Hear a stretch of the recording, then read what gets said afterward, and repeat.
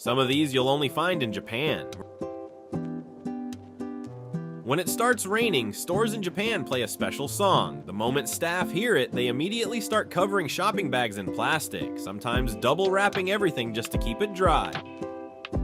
Japanese hair salons don't just wash your hair, they give you an experience. This futuristic device spreads water and shampoo evenly through fine streams, almost like a waterfall massage. Relaxing, precise, and nothing like a regular rinse.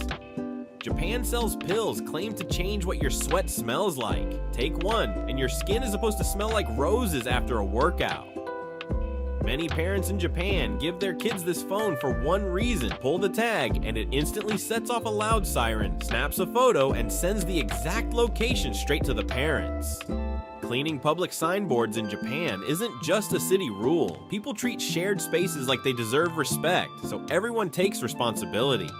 During snowy winters, Japan places bamboo skis along certain streets and slopes. Step onto them, glide for a few seconds, an instant skiing experience right on the spot. This Japanese gadget catches insects alive with zero chemicals. Cover the bug and it seals safely into a clean container. Release it outside without ever touching it. Japan has vending machines selling cake inside a can, layers of cream, fresh fruit, and chocolate. Just grab a spoon and enjoy a premium dessert anytime, anywhere. People in Japan actually drink sweat. Well, not real sweat. It's called Pocari Sweat, an electrolyte-packed drink, and it's the go-to during hot Japanese summers. At this cafe in Japan, you get to be a kid for a day. Everything is oversized, built to show you the world through a child's eyes. Put your shoes in a cubby locker, wear a bib for your kid's meal so you don't make a mess, and eat with oversized wooden forks and spoons. The food, the furniture, all huge, so you feel tiny in the best way. Many hotels in Japan don't stock amenities in the room. Instead, they set up a mini supermarket in the lobby, so you only take exactly what you need and nothing goes to waste. This Japanese computer mouse folds completely flat, like paper. Unfold the panels and it snaps together into a full working mouse.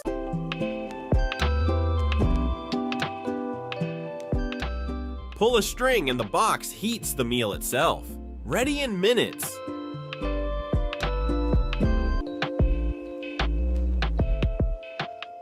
This spoon tricks your taste buds into tasting full flavor, while you actually eat less salt. Great for blood pressure.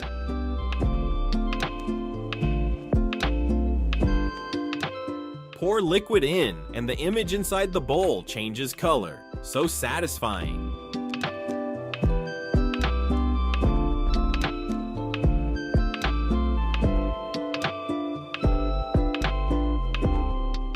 These chopsticks never rest flat on the table. No mess, ever.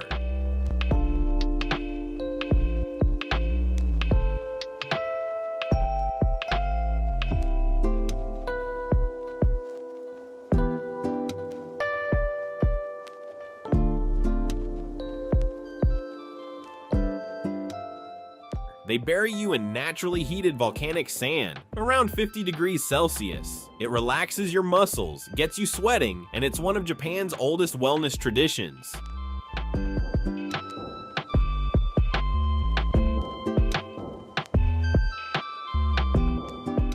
Stick it on your clothes, press the button, and mosquitoes stay away. That's the whole thing. Naksha knows separating garbage into different bins. Throw everything in one, the AI scans it and sorts it into the right category on its own. Japan has automatic delivery robots. They navigate the sidewalks on their own, bringing food and packages straight to customers, no human driver needed. Some stores in Japan sell giant versions of popular snacks. Packages so large they can stand taller than a person. They look like oversized display items, but inside, it's real edible snack food, just like the regular version. Oreo-flavored ramen exists in Japan. It looks like regular ramen, but the noodles are chocolate. Mix in the sauce packets with your chopsticks and eat it just like normal ramen, but sweet. Sleeping at work is acceptable, and it signals dedication. Inamuri, roughly translated as sleeping while present, is the Japanese practice of napping in public or workplace settings during the day, and the cultural logic that makes it not just tolerated, but in certain contexts, actively respected. A salaryman asleep at his desk during a meeting is not failing. He is demonstrating, within the Inamuri framework, that he worked himself to the point of exhaustion in service of his obligations. The sleep is evidence of the effort that preceded it. The rules governing Inamuri are specific in ways that look casual from the outside. You must remain in a position that suggests you could return to engagement at any moment. Upright with eyes closed is acceptable. Fully reclined across the desk is not. The sleep must be brief and light enough to respond if addressed. And it must occur in a context where the surrounding activity establishes that you were there and working before you stopped. No other professional culture in the developed world has built this logic into its workplace norms. Most treat visible sleep during work hours as a performance failure requiring correction. Japan treats it as evidence. That's a complete inversion of the same act's meaning, and it says something about what the culture is actually measuring. Elevator operators bow to doors when no one is inside. Department store elevator operators in Japan are trained to bow as the elevator doors close, even when the cabin is empty, even when no customer will see the gesture, even when the courtesy has no possible audience. The bow happens because the behavior is the standard, not because the standard requires a witness. This one initially reads as theatrical until you understand what it's actually about. The discipline isn't performed for the customer's benefit. It's practiced because a courtesy executed only when observed isn't a courtesy. It's a calculation. Japanese service culture treats consistency of behavior regardless of audience as the actual measure of professionalism. The bow to the empty elevator is the proof that the bow to the full one means something. I've seen visitors catch this happening for the first time and just stop. Stand there. It does something to you. It makes visible a principle about integrity that most cultures hold in theory and Japan holds in practice, daily in elevator shafts where nobody is watching. Construction workers bow to every car passing their site. At Japanese road construction sites, workers stationed at the perimeter to manage vehicle flow bow to each passing car individually. Not a wave, not a nod. A full, formal bow directed at each vehicle as it moves through the controlled section. 8 hours of this through every shift, at every active site. The gesture is simultaneously an apology and a thank you, acknowledging that the construction is causing inconvenience, thanking the driver for cooperating, and communicating that the workers are aware of the impact their work is creating for the people around them. 2 seconds per vehicle. No cost beyond the attention required to do it consistently. What it communicates to the driver is that their patience has been seen and acknowledged by a specific person taking personal responsibility for the situation. Japan built a culture where causing inconvenience, even unavoidable, socially necessary inconvenience, requires a direct human acknowledgement. Most countries' construction industries would find that genuinely baffling to implement. Japan finds it basic. Hospitals have dedicated slippers exclusively for the toilet. Japanese hospitals maintain slippers reserved specifically for use inside toilet facilities, placed at the bathroom entrance for visitors and patients to change into before entering, and removed when exiting. The hospital corridor slippers stay outside. The toilet slippers stay inside. They are not interchangeable, and the expectation that this will be observed is communicated through placement rather than any posted instruction. The logic follows directly from the same inside-outside boundary, thinking that governs shoe removal at home entrances. The hospital is already a controlled, clean environment, and the bathroom within it is a separate zone with its own contamination rules. The slippers make that distinction physical rather than theoretical. Foreign patients in Japanese hospitals occasionally create small crises by walking out of the bathroom still wearing the toilet slippers, which are visibly different from the corridor pair. The resolution involves returning, swapping, and a specific quality of mutual embarrassment that confirms the rule was real and operating the whole time, even though nobody explained it when you arrived. Ambulances adjust their siren tone at every intersection. Japanese ambulances use a two-tone siren system that shifts from a standard wailing tone to a lower frequency horn sound when approaching intersections. A deliberate acoustic shift designed to communicate different things to different people at the same moment. The wailing tone signals general approach. The lower horn signals immediate right-of-way at the specific crossing being entered. The distinction matters because a single, continuous tone communicates presence without communicating location or urgency gradient. The tonal shift tells a driver waiting at an intersection something specific and actionable, that the vehicle is entering this junction right now, not approaching from somewhere in the general direction. Most countries' emergency vehicle audio systems evolved without this distinction, using volume and distance as the primary cue for driver response. Japan added information to the sound itself, encoding urgency specifically enough that the right response doesn't require proximity to figure out. It's a small thing. It's also clearly better. Gift money must be in odd numbers and never 4 or 9. Japanese gift giving involving cash is governed by a precise numerical code that determines acceptable amounts based on the event type, the relationship between giver and recipient, and the specific numbers involved. The number 4 is avoided because its pronunciation, shy, is identical to the word for death. 9 is avoided because Q shares its pronunciation with suffering. Wedding gifts must be given in odd numbered denominations, 3, 5, 7, because even numbers can be divided in half, which symbolically suggests the possibility of the couple separating. The specific amounts considered appropriate for different relationship tiers are widely understood, debated in etiquette publications, and consulted before any significant occasion. Giving the wrong amount is a social signal that will be read and remembered. Special envelopes called noshi bukuro, designed for different occasion types, are purchased from stationery shops, tied with specific decorative cord in colors that vary by event, and presented in a particular orientation. The money inside is almost secondary to the container and the care of its preparation. What the recipient is really receiving is evidence of how seriously you took the occasion. Business cards are treated like an extension of the person's body. The Meishi exchange in Japan is one of the most codified professional interactions in any business culture in the world, specific enough that entire training programs exist to teach it before a first client meeting. The card is presented with both hands, text facing the recipient with a slight bow. It is received with both hands and examined respectfully for a visible moment before being placed carefully on the table. Never written on, never bent, never casually pocketed. Placing a business card in your back pocket is roughly equivalent to sitting on the person who gave it to you. That's not hyperbole.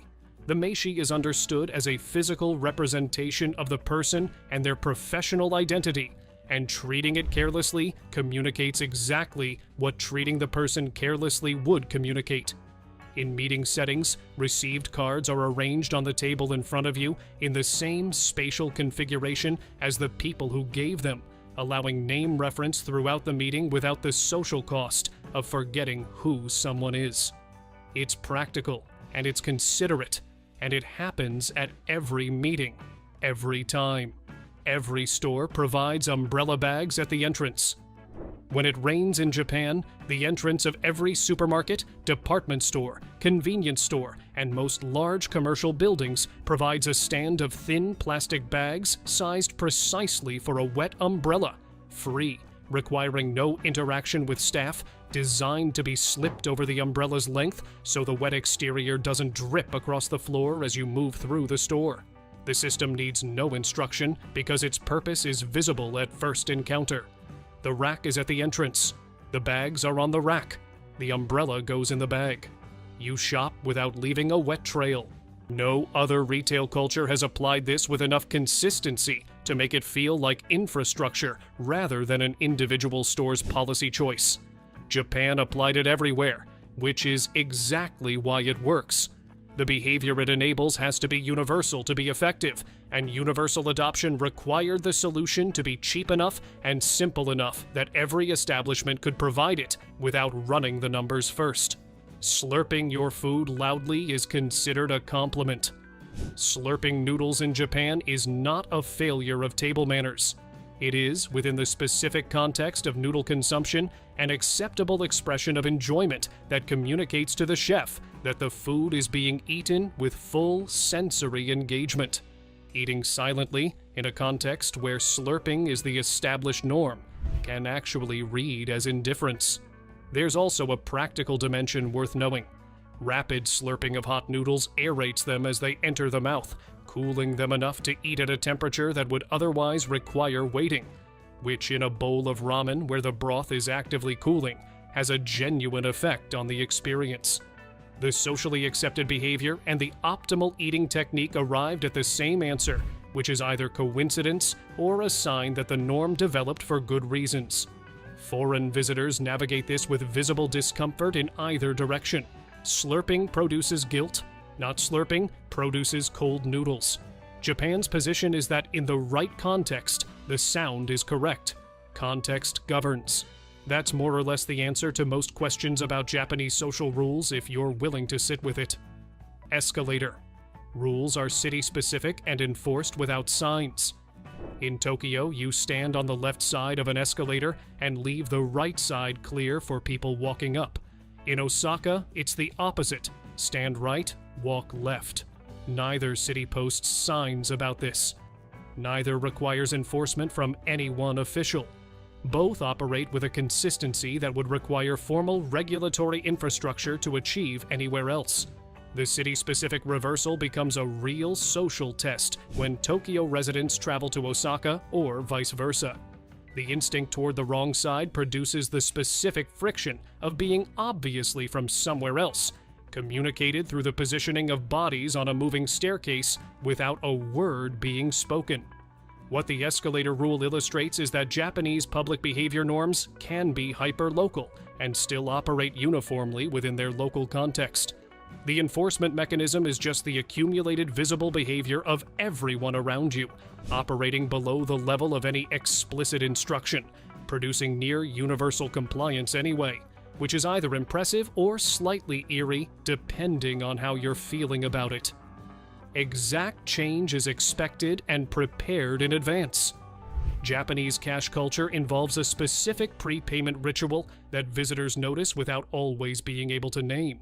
The preparation of exact change before reaching the counter rather than after the total is announced. Customers organize coins during the queue so that the transaction at the register involves handing over a precise amount rather than receiving change back from a larger bill. Nobody states this as a rule. It's shaped by a combination of register design. Japanese registers display the change due on a small counter-facing screen, and staff count change back with a precision and speed that implies the customer's cooperation and a general orientation toward not creating unnecessary work for the person serving you. The practical consequence is faster transactions, shorter queues, and a shared environment where the person behind you isn't waiting while the cashier counts 17 coins back from a large note. The system runs on individual courtesy rather than any institutional requirement, which, in Japan, turns out to be a more reliable engine than most countries' institutional requirements. Bikes are parked with military precision in designated areas. Japanese bicycle parking, particularly in urban areas around train stations where hundreds of bikes accumulate daily, operates with a standardized order that requires no active management to maintain.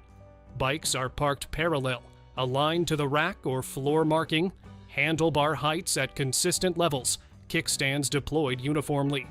The arrangement looks like it was organized by someone. It was organized by everyone, independently, because that's how parking a bicycle in this space is done. Illegally parked bicycles in Japanese cities are collected by municipal crews with a consistency and frequency that makes casual illegal parking genuinely costly.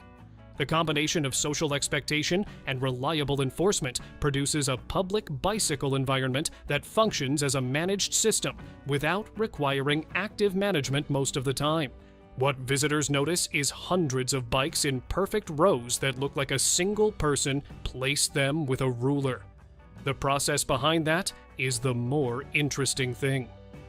Eating while walking is considered inconsiderate. Consuming food while moving through public spaces is something most Japanese people simply don't do, with a consistency that makes it a real social norm rather than a preference some people happen to share. The logic is about shared space. Eating while walking increases the chance of dropping food, creates smells that affect people nearby who didn't choose to be near a meal, and divides your attention in ways that make you a less predictable presence in a pedestrian environment. The exception is festival contexts, where street food is specifically designed for consumption while moving, and the social setting changes the normal expectation. Context governs. Outside festival settings, the food stays at the point of purchase, or you hold it until you can sit. Foreign visitors who eat convenience store food on the pavement outside the store aren't doing anything illegal.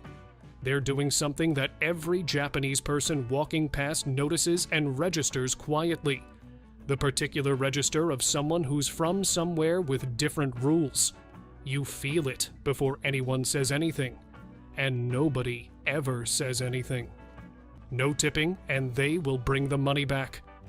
Tipping in Japan is not merely unusual, it's understood as either a mistake, you forgot your change, or a subtle implication that the price charged didn't adequately reflect the service value, which reads as criticism rather than appreciation. Restaurant staff will follow you out or hold the money until you return to make sure the error gets corrected. The underlying idea is that the menu price is complete. It includes everything. The service is part of what you paid for, and its quality is the establishment's standard rather than something calibrated to the additional incentive of a tip.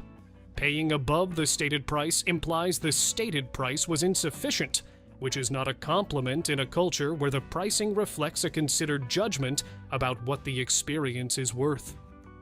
Gift giving has ritual precision down to the wrapping angle. The presentation of a gift in Japan carries as much social weight as its contents, and the wrapping technique, envelope choice, ribbon color, and manner of offering all communicate things the gift itself doesn't. Department stores maintain dedicated wrapping services where staff fold paper with a precision that requires actual training, because the quality of the wrap signals the seriousness of the gesture. Gifts are typically not opened in front of the giver. Doing so would shift the social focus to the object rather than the relationship, which inverts the purpose of the exchange. The gift is about expressing care. Care is expressed through the preparation visible before the contents are ever seen.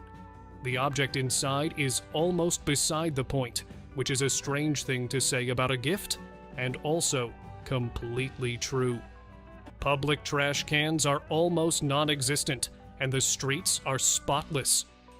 Japan removed most public trash cans from its streets following the 1995 Aum Shinrikyo sarin gas attack in Tokyo's subway, where waste bins were used to conceal devices. The bins didn't return at scale.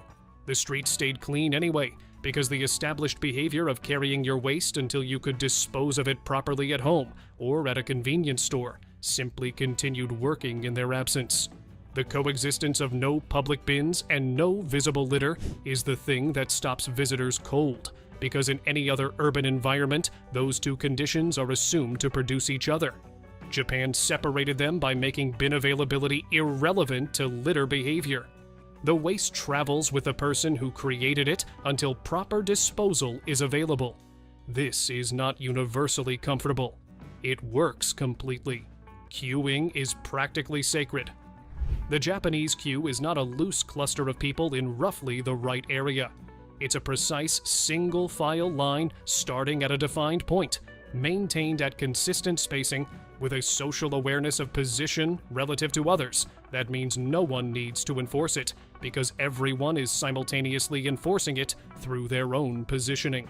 Train platform queues in Japan form at marked positions on the floor before the train arrives.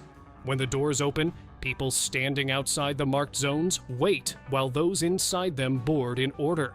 This operates at thousands of platforms simultaneously with the reliability of designed infrastructure. There's no one managing it. It manages itself, which after a while starts to feel like the more remarkable part. No talking on phones on trains. Every train in Japan carries signage asking passengers to set phones to manner mode and refrain from phone calls while on board. The asking is technically there. The enforcement is entirely social. Nobody makes calls on trains because the ambient environment of several hundred people in shared silence makes the act of doing so a performance of inconsideration so visible that almost no one attempts it. The rule extends to conversation volume generally. Trains in Japan operate at a quietness that surprises visitors at first, and then begins to seem reasonable as you adjust, and the alternative becomes the comparison point. People are present. They are simply not making their presence a noise imposition on everyone around them. Students clean their own classrooms daily with no janitors. Soji, the daily cleaning period built into every Japanese school day, means that professional cleaning staff don't exist for most of the building's interior. Students clean their classrooms, corridors, bathrooms, and school grounds for 15 minutes every day in rotating group assignments, with equipment stored in dedicated closets on each floor, using techniques taught as part of their education. The long-term result is documented and consistent. People who clean their own spaces throughout their education don't experience public and shared spaces as someone else's responsibility. The school toilet gets cleaned because the students use it, and they clean what they use. That sounds obvious, stated plainly. It apparently requires active cultivation to produce, and Japan does the cultivation early.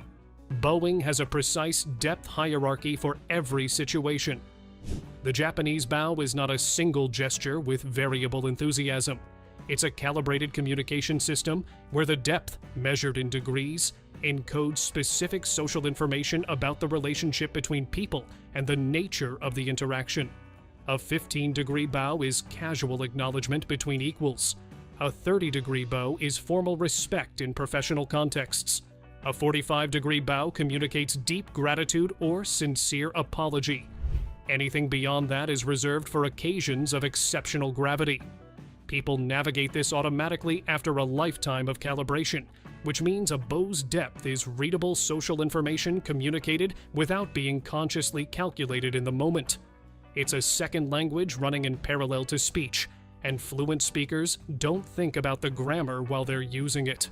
Saying a specific phrase before and after every meal is a social obligation. Itadakimasu, said before eating, meaning roughly, I humbly receive.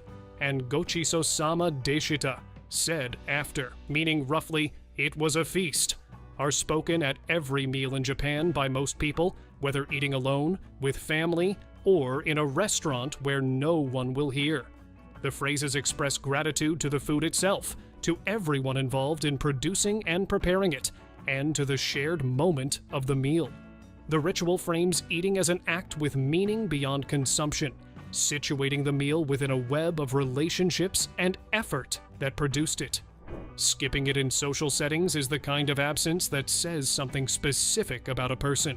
Speaking it alone, when the only audience is your own lunch, says something equally specific, that the habit isn't performance, that what it expresses is genuinely meant. The toilet that is smarter than your phone. The Toto washlet, introduced in 1980, did not just add a bidet function to a toilet. It invented a category of object that the rest of the world still hasn't fully adopted, despite having had over 4 decades to do so. What the modern washlet does, it preheats the seat to body temperature before you sit. It automatically opens and closes the lid based on motion detection.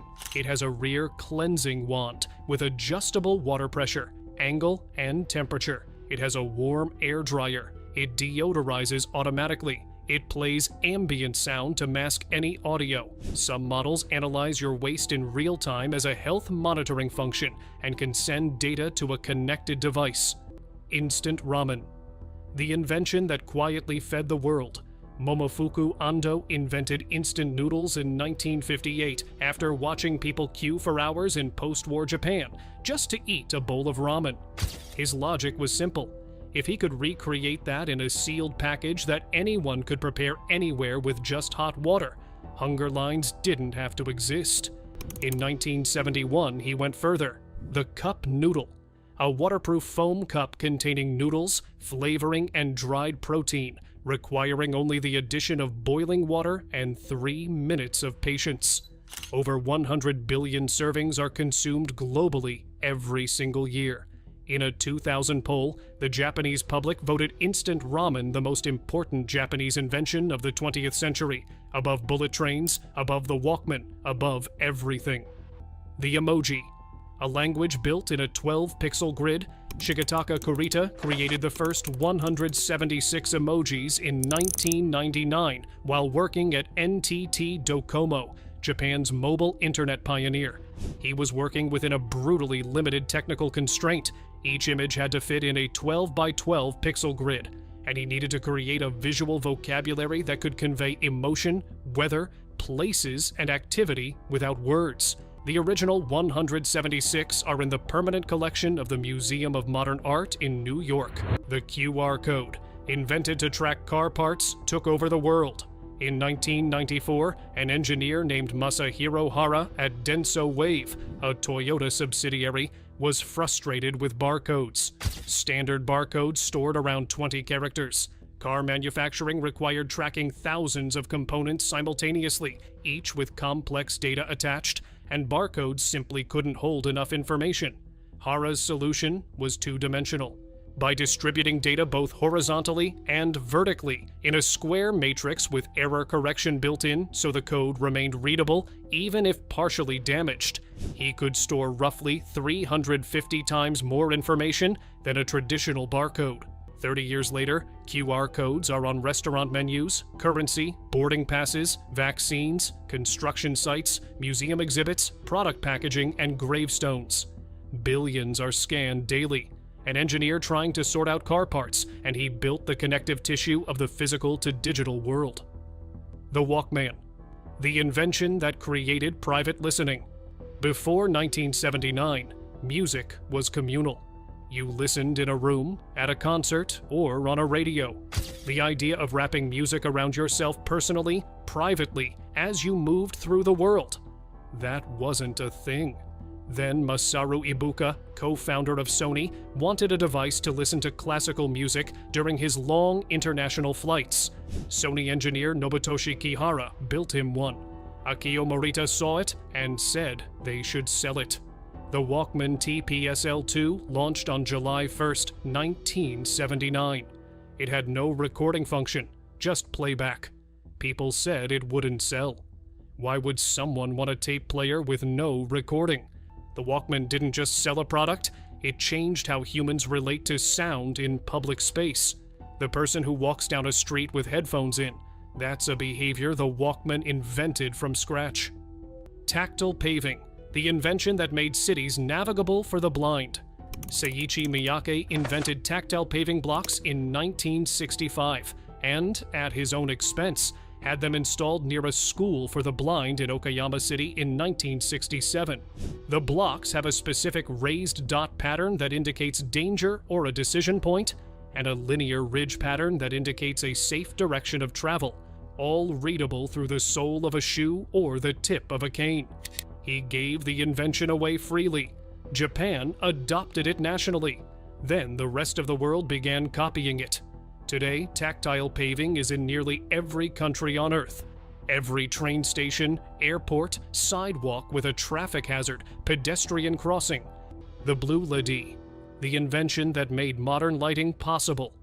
For decades, LED technology was stuck. Red LEDs existed from the 1960s. Green LEDs followed. But without blue, there was no white light, and without white light, LEDs were novelties rather than a viable replacement for conventional lighting. The physics of producing blue light from semiconductors was considered so difficult that for most of the 20th century, the scientific consensus was that efficient blue LEDs were essentially impossible to create commercially. Shuji Nakamura, working at Nichia Corporation, a relatively small Japanese chemical company, disagreed. He solved the problem in 1993 using gallium nitride. The result, practical white LED lighting became achievable. Efficient, long-lasting, low-energy illumination at every scale from a phone screen to an industrial stadium. Nakamura, along with Isamu Akasaki and Hiroshi Amano, was awarded the Nobel Prize in Physics in 2014. The award citation described their work as bringing light to billions. That is not hyperbole. IPS cells. Reprogramming the biological clock. In 2006, Shinya Yamanaka at Kyoto University announced something that immediately caused the entire field of biology to stop and reread the paper. He had taken ordinary adult skin cells, fully developed, fully specialized, no longer capable of becoming anything other than what they were, and reversed them. By introducing 4 specific genes, he had reprogrammed them back into a pluripotent state, a state where they could become any type of cell in the human body. These are called induced pluripotent stem cells, or iPS cells. Yamanaka received the Nobel Prize in Physiology or Medicine in 2012. His iPS Cell Research Institute at Kyoto University now employs hundreds of researchers and is generating clinical treatments that didn't exist as concepts 20 years ago. The Shinkansen, the train that embarrassed an entire planet. When the Shinkansen launched on October 1st, 1964, deliberately timed to coincide with the opening of the Tokyo Olympics, it reduced the journey between Tokyo and Osaka from over 6 hours to 4. It was the world's first high-speed rail service, traveling at speeds no passenger train had ever commercially achieved. It hasn't had a single fatality due to a derailment or collision in over 60 years of operation. The average delay across all Shinkansen lines is measured in single-digit seconds per year, not minutes, seconds, and almost universally found lacking. When countries build high-speed rail, they send delegations to Japan to study it. When other systems fail or run late, their passengers ask why it can't be more like Japan. The Shinkansen didn't just build a fast train, it built the standard. The Maglev train. They broke the land speed record for a train. In April 2015, a Japanese S-Maglev train operated by JR Central reached 603 kilometers per hour on a test track in Yamanashi Prefecture. That is the fastest any rail vehicle has ever traveled anywhere on Earth, and the record still stands. The technology uses superconducting magnets to levitate the train completely above the track. No contact, no friction, no mechanical limitation on speed beyond what the infrastructure and physics allow. At cruising speed, the train floats approximately 10 centimeters above the guideway. The Chuo Shinkansen line using this technology is currently under construction to connect Tokyo and Nagoya. The planned journey time? 40 minutes. Currently by Shinkansen, that takes roughly 90 minutes. Tokyo to Nagoya, the distance between 2 of Japan's largest cities, in 40 minutes. Asimo, the humanoid robot that walked before anyone else did. Honda's Asaimo, advanced step in innovative mobility, was introduced in 2000 as the culmination of 14 years of Honda research into bipedal locomotion. It was the first humanoid robot capable of walking in a stable, continuous manner that genuinely resembled how a human being moves. Asimo could walk, run, climb stairs, carry objects, pour a drink, and recognize faces and voices. By 2005, it could run at 9 kilometers per hour. In subsequent iterations, it could hop on one foot, kick a ball, and adapt its gait in real time to changing terrain. What Asimo represented wasn't just engineering achievement, it was proof of concept for an entire category of machine, the bipedal service robot, that entire industries now take as given. Every humanoid robot under development today exists in a lineage that runs through Asimo. Honda discontinued Asimo in 2022, describing it as having served its purpose to advance the foundational research now embedded in other programs. It walked so the rest of the field could run. The HAL exoskeleton, the suit that reads your nervous system. Cyberdyne, the actual Japanese robotics company, not the fictional one, developed the Hybrid Assistive Limb, or HAL, at the University of Tsukuba. It became the world's first powered exoskeleton to receive global safety certification and the first to be certified as a medical treatment device in Europe. For patients with spinal cord injuries, neurological disorders, or stroke damage, this means HAL can create a feedback loop between the brain and the limbs that the injury had broken.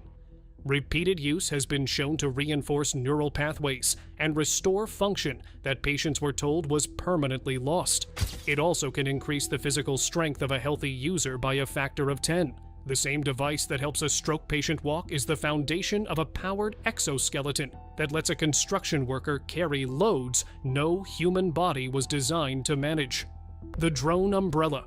They solved rain with a helicopter.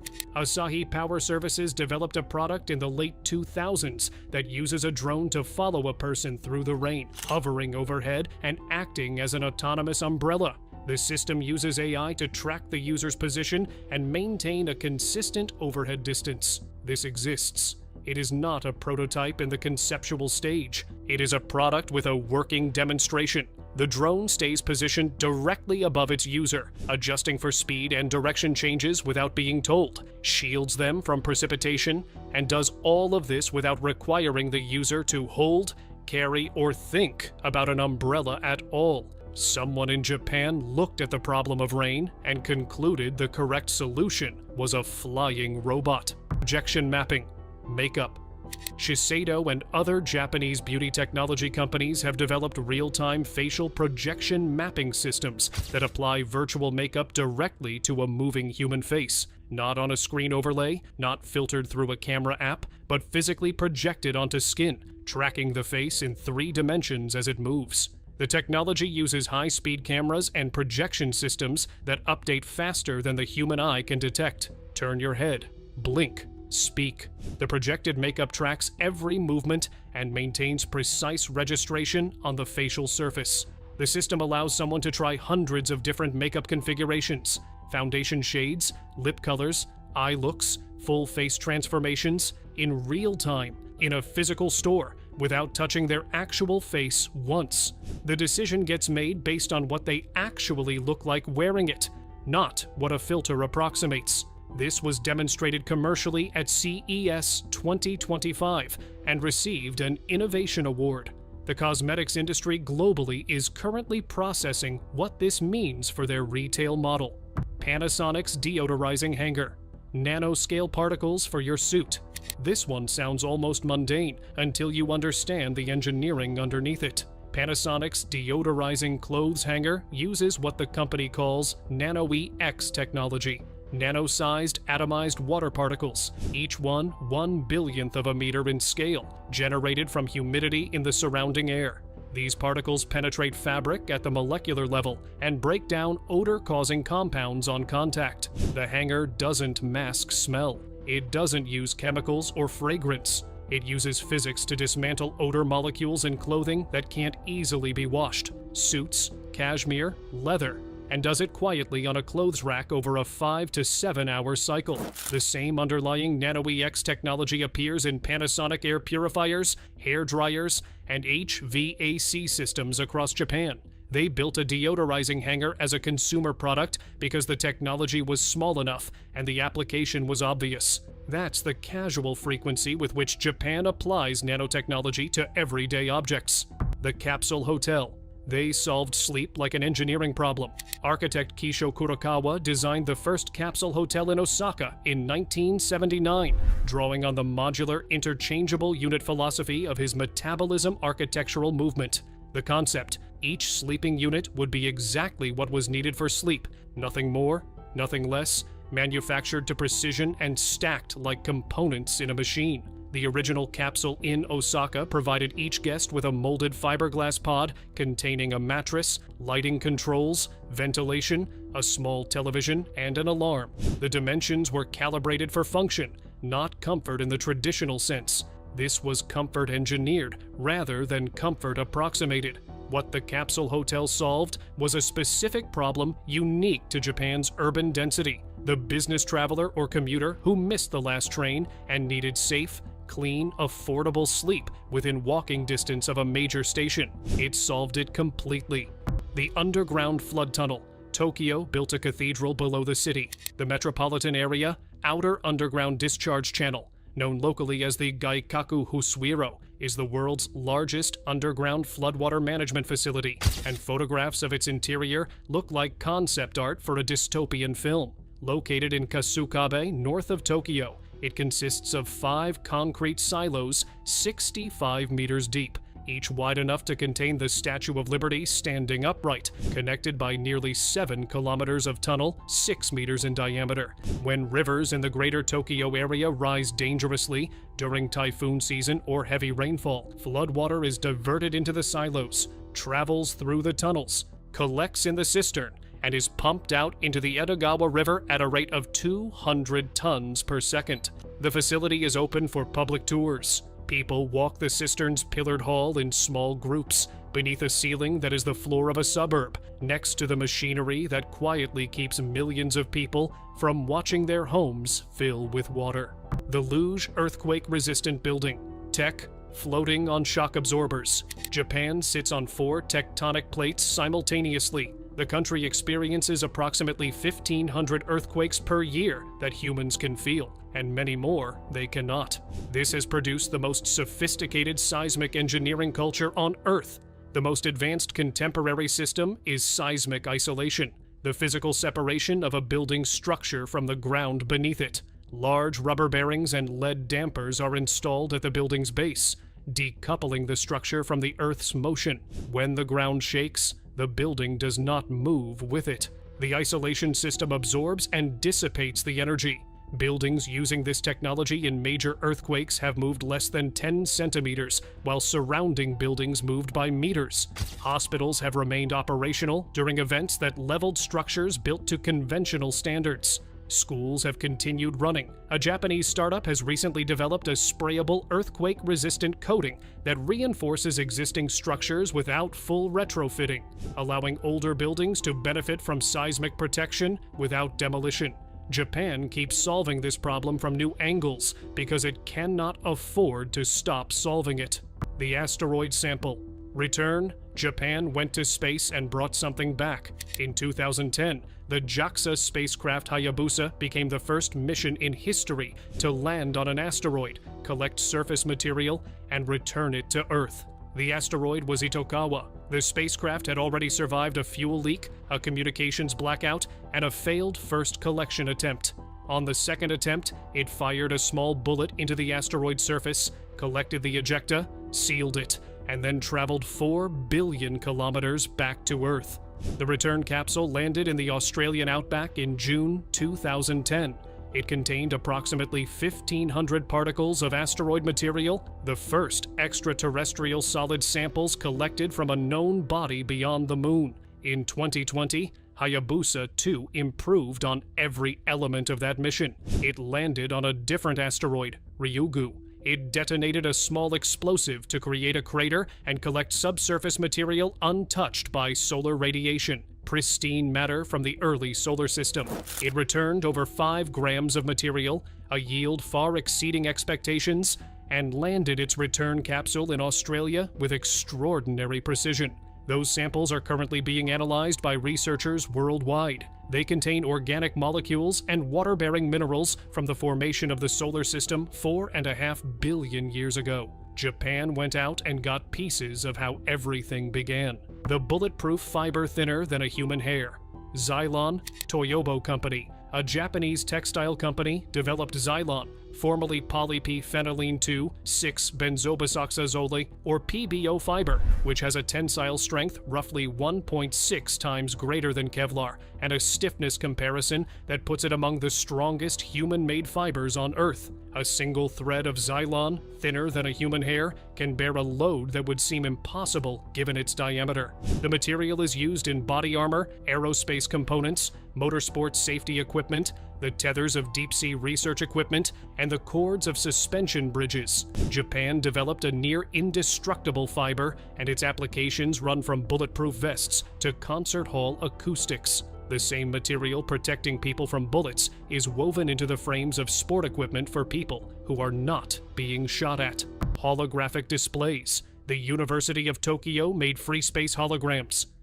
Researchers at the University of Tokyo have developed holographic display technology that produces full-color, three-dimensional images viewable without glasses or headsets, floating in open air with genuine parallax, meaning the image looks different from different viewing angles the way a real object would. The technology uses optimized diffraction calculations applied to ordinary display hardware, including methods adaptable to smartphones to create computer-generated holograms that produce the perception of depth and volume without any intermediary device between the image and the viewer's eyes.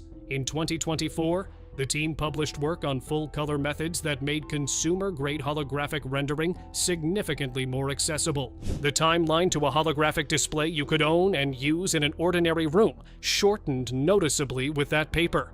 The dream most people have of a device projecting images into empty space that look physically present is not science fiction in Japan. It is a research paper with a university affiliation and a publication date. Rapidus.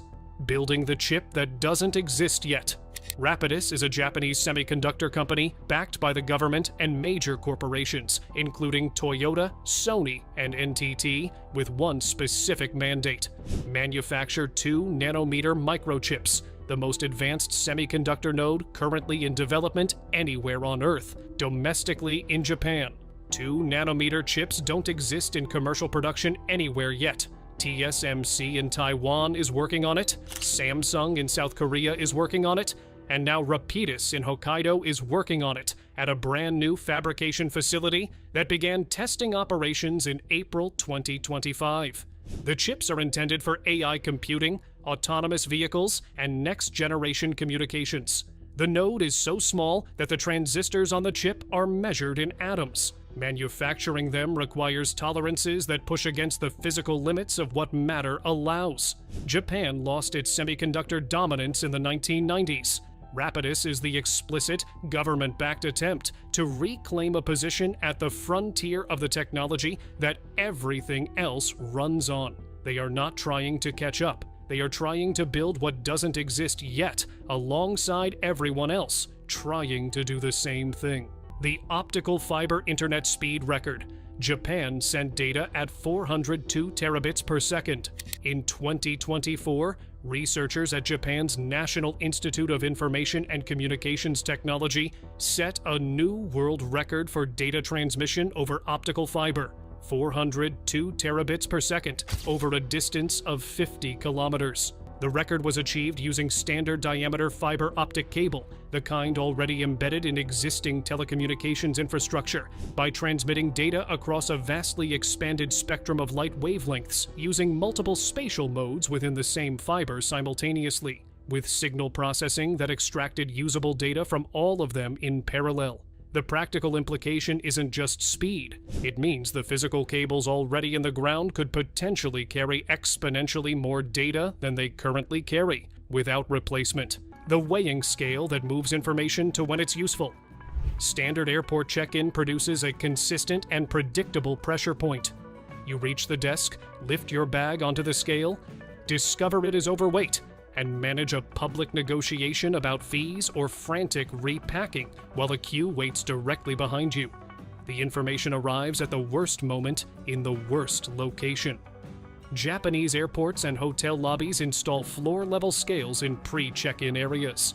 The scale sits flush with the floor. You roll your bag directly onto it without lifting. The weight displays. You discover the problem, if there is one, before the queue, before the desk, before the social pressure, with space and time to solve it privately. The floor-level scale does not change what the information is. It changes when and where you receive it. Japan understands that the delivery point of information is as important as the information itself, and engineers both with equal care. The scale is a small thing. The principle it represents applies to almost every friction point in any organized system. The chocolate bar that became a map of a country. Japan produces over 300 regional and limited edition Kit Kat varieties, many exclusive to specific prefectures and available only through local shops and train station kiosks. Wasabi in Shizuoka, Hokkaido melon with cream cheese, matcha in Kyoto, purple sweet potato in Okinawa. The name Kit Kat sounds close to Kitokatsu. You will surely win, making it a culturally embedded examination gift. Nestlé Japan developed this in partnership with regional governments and local ingredient suppliers, converting a standardized global product into a hyper-local collectible functioning simultaneously as gift, souvenir, and regional cultural artifact. Travelers now route through specific prefectures to find varieties unavailable anywhere else. The product became a tourism driver. A commodity chocolate bar became a detailed map of Japan's regional identity, with each prefecture represented by flavor. Japan took a globally uniform product and made it express local specificity so precisely that people travel to find the right one. That is not marketing. That is a fundamental rethinking of what a chocolate bar is allowed to do. The tiny apartment that makes larger ones feel unfinished. Tokyo's housing density has produced residential units of 15 to 25 square meters, where every decision is load-bearing. Every wall serves a function. Every surface carries storage. Beds fold into walls. Fixtures are sized precisely to the space, rather than adapted from standard dimensions that assume more room. Nothing is approximate. Nothing is wasted. The result consistently surprises people encountering these spaces for the first time. A well-designed Tokyo micro-apartment often feels more functional than a Western apartment twice its size, because the larger apartment contains loosely purposed zones and dead square footage, while the micro-apartment cannot afford either. Constraint produced precision. The design intelligence that emerges from extreme space limitation, multi-function furniture, vertical storage, modular organization is transferable regardless of floor area. Japan generates it out of necessity. The rest of the world borrows it because it works even when the necessity is removed. Japan was forced into the best version of residential design by a real estate market that left no alternative. The capsule toy machine that contains actual art. Gachapon, Japan's capsule vending machines, are understood internationally as novelty toy dispensers for children. This understanding is approximately 30 years out of date. Insert a coin, turn a handle, receive a plastic capsule. That is still the mechanism. What the capsule contains has become something else entirely. Japanese manufacturers, including Bandai and Kyoto, now produce capsule series with the material quality of display collectibles. Anatomically detailed marine biology models. 1 to 12 scale miniature foods with individual textures rendered in resin. Fully articulated figures small enough to rest on a fingertip. Artists collaborate with manufacturers on limited series that sell out within hours. Secondary markets develop around rare capsule series. Collectors plan travel routes around machine locations. Japan decided that a low price point, a randomized outcome, and a miniature scale were interesting creative constraints rather than limiting ones, and asked a serious question. What do you make when it must be beautiful, fit in a capsule, and cost under $5? Japan has answered that question tens of thousands of times. The answers are frequently extraordinary. The stamp that lets you build your own calendar. Japanese stationery culture produced the connecting calendar stamp set, a series of self-inking stamps producing individual date components, day blocks, month headers, and time grids that interlock on paper to construct a custom planning layout from scratch. No pre-printed planner, no rigid template. You stamp the structure the specific week or project requires, and plan within what you built. Pre-printed planners impose a structure that may not fit the user's actual planning reality. Weekly grids assume a scale. Monthly layouts assume a rhythm. The stamp set allows the user to construct planning architecture from scratch at whatever scale the moment requires. Japan's stationery industry consistently treats every small friction in physical desk work as a legitimate design problem. The connecting stamp extends that principle to the container of planning itself, not just what tools are used within a plan, but what shape the plan should take. Most productivity tools give you a structure and tell you to adapt. Japan made a tool that adapts to you. The private space. Hiding inside every Japanese city, the Japanese Manga Cafe, Manga Kisa, is a private pod facility found across urban Japan. For an hourly fee, you access a small, enclosed personal booth with a reclining chair, computer, internet, and access to thousands of manga volumes. Shower facilities, a drink bar, light food, and blankets are included. You can stay an hour, you can stay 12. They are used by commuters who missed the last train, remote workers needing private space, travelers between flights, and people experiencing housing insecurity for whom a conventional room is financially out of reach. The Manga Cafe is a formal, affordable, dignified short-term private space in cities where hotel rooms are expensive and public space is relentlessly shared. Japan created a commercial product that incidentally functions as a social infrastructure layer, providing warmth, shelter, privacy, rest, and connectivity to anyone who needs it, on a pay-per-hour basis, accessible in every major urban area, with no bureaucratic process required to enter. It is a business that quietly does something much larger than being a business. The ice cream that eliminated the part where it falls apart. Traditional ice cream has a built-in flaw. Melting ruins the experience. Cones collapse, bars drip, cups need spoons and surrender to heat. Japan's squeezable ice cream pouch fixes only that problem. The sealed tube lets you push ice cream upward at your own pace.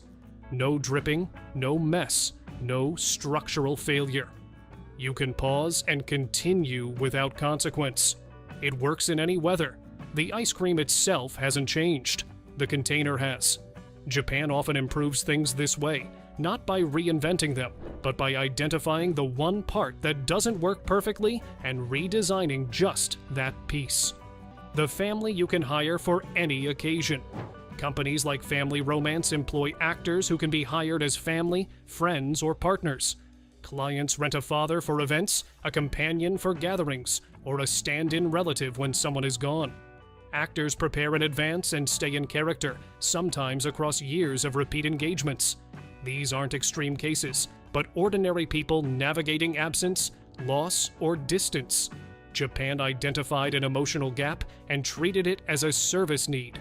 Whether it feels practical or unsettling depends on perspective, but the system persists because it works, providing presence where life has left space empty. The smoking room that satisfied both sides.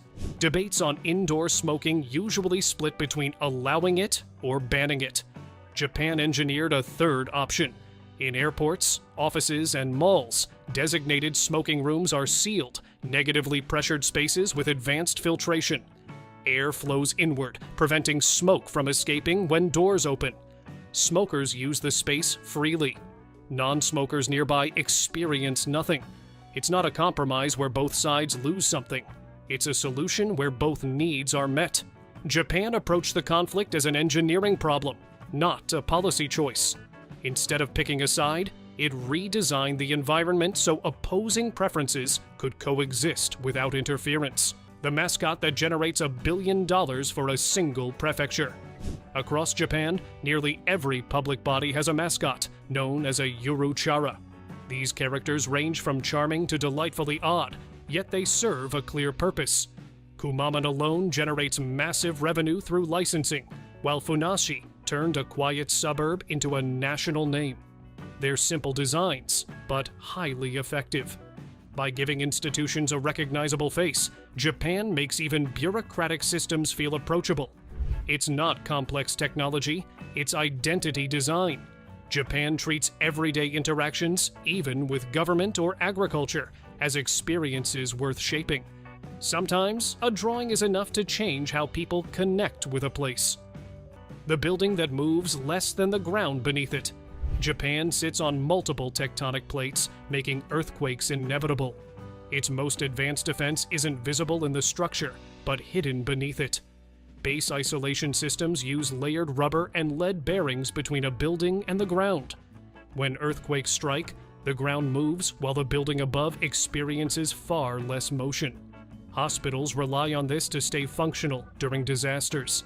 Decades of real-world testing have refined the technology, making Japan a global leader. Most people inside these buildings never notice the difference. The safety isn't obvious.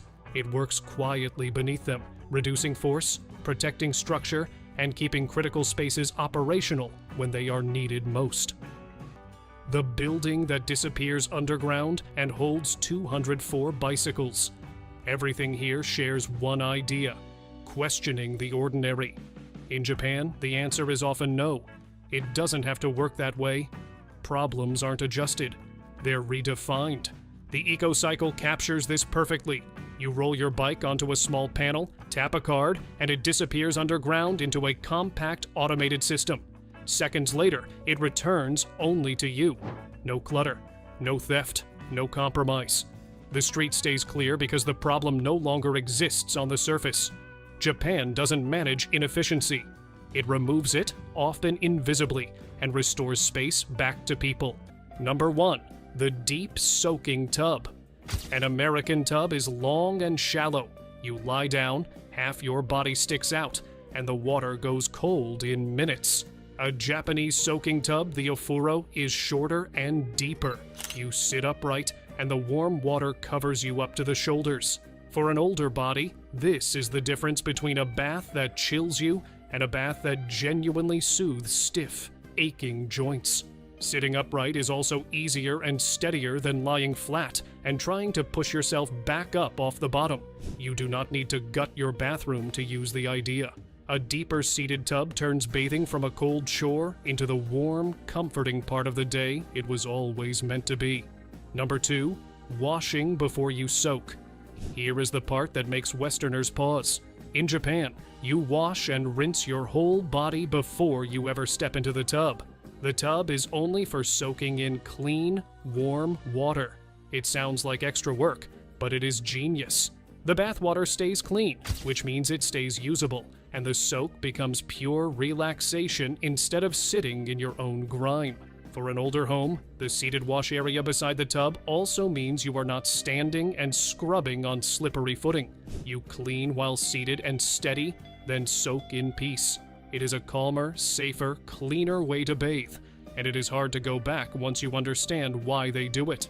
Number 3, the insulated bath lid. A simple insulated cover sits over the Japanese tub and keeps the water hot for hours. It looks boring, and it is one of the smartest things in the whole house. One tub of hot water can serve the whole family one after another, because the lid holds the heat between baths. Some systems even reheat the water to keep it at the perfect temperature. For an older homeowner watching the energy bill, this is real money, because heating water is one of the most expensive things a home does. You heat the water once and use it for hours, instead of refilling and reheating for every single person. A cheap lid quietly cuts a bill you did not know you could lower.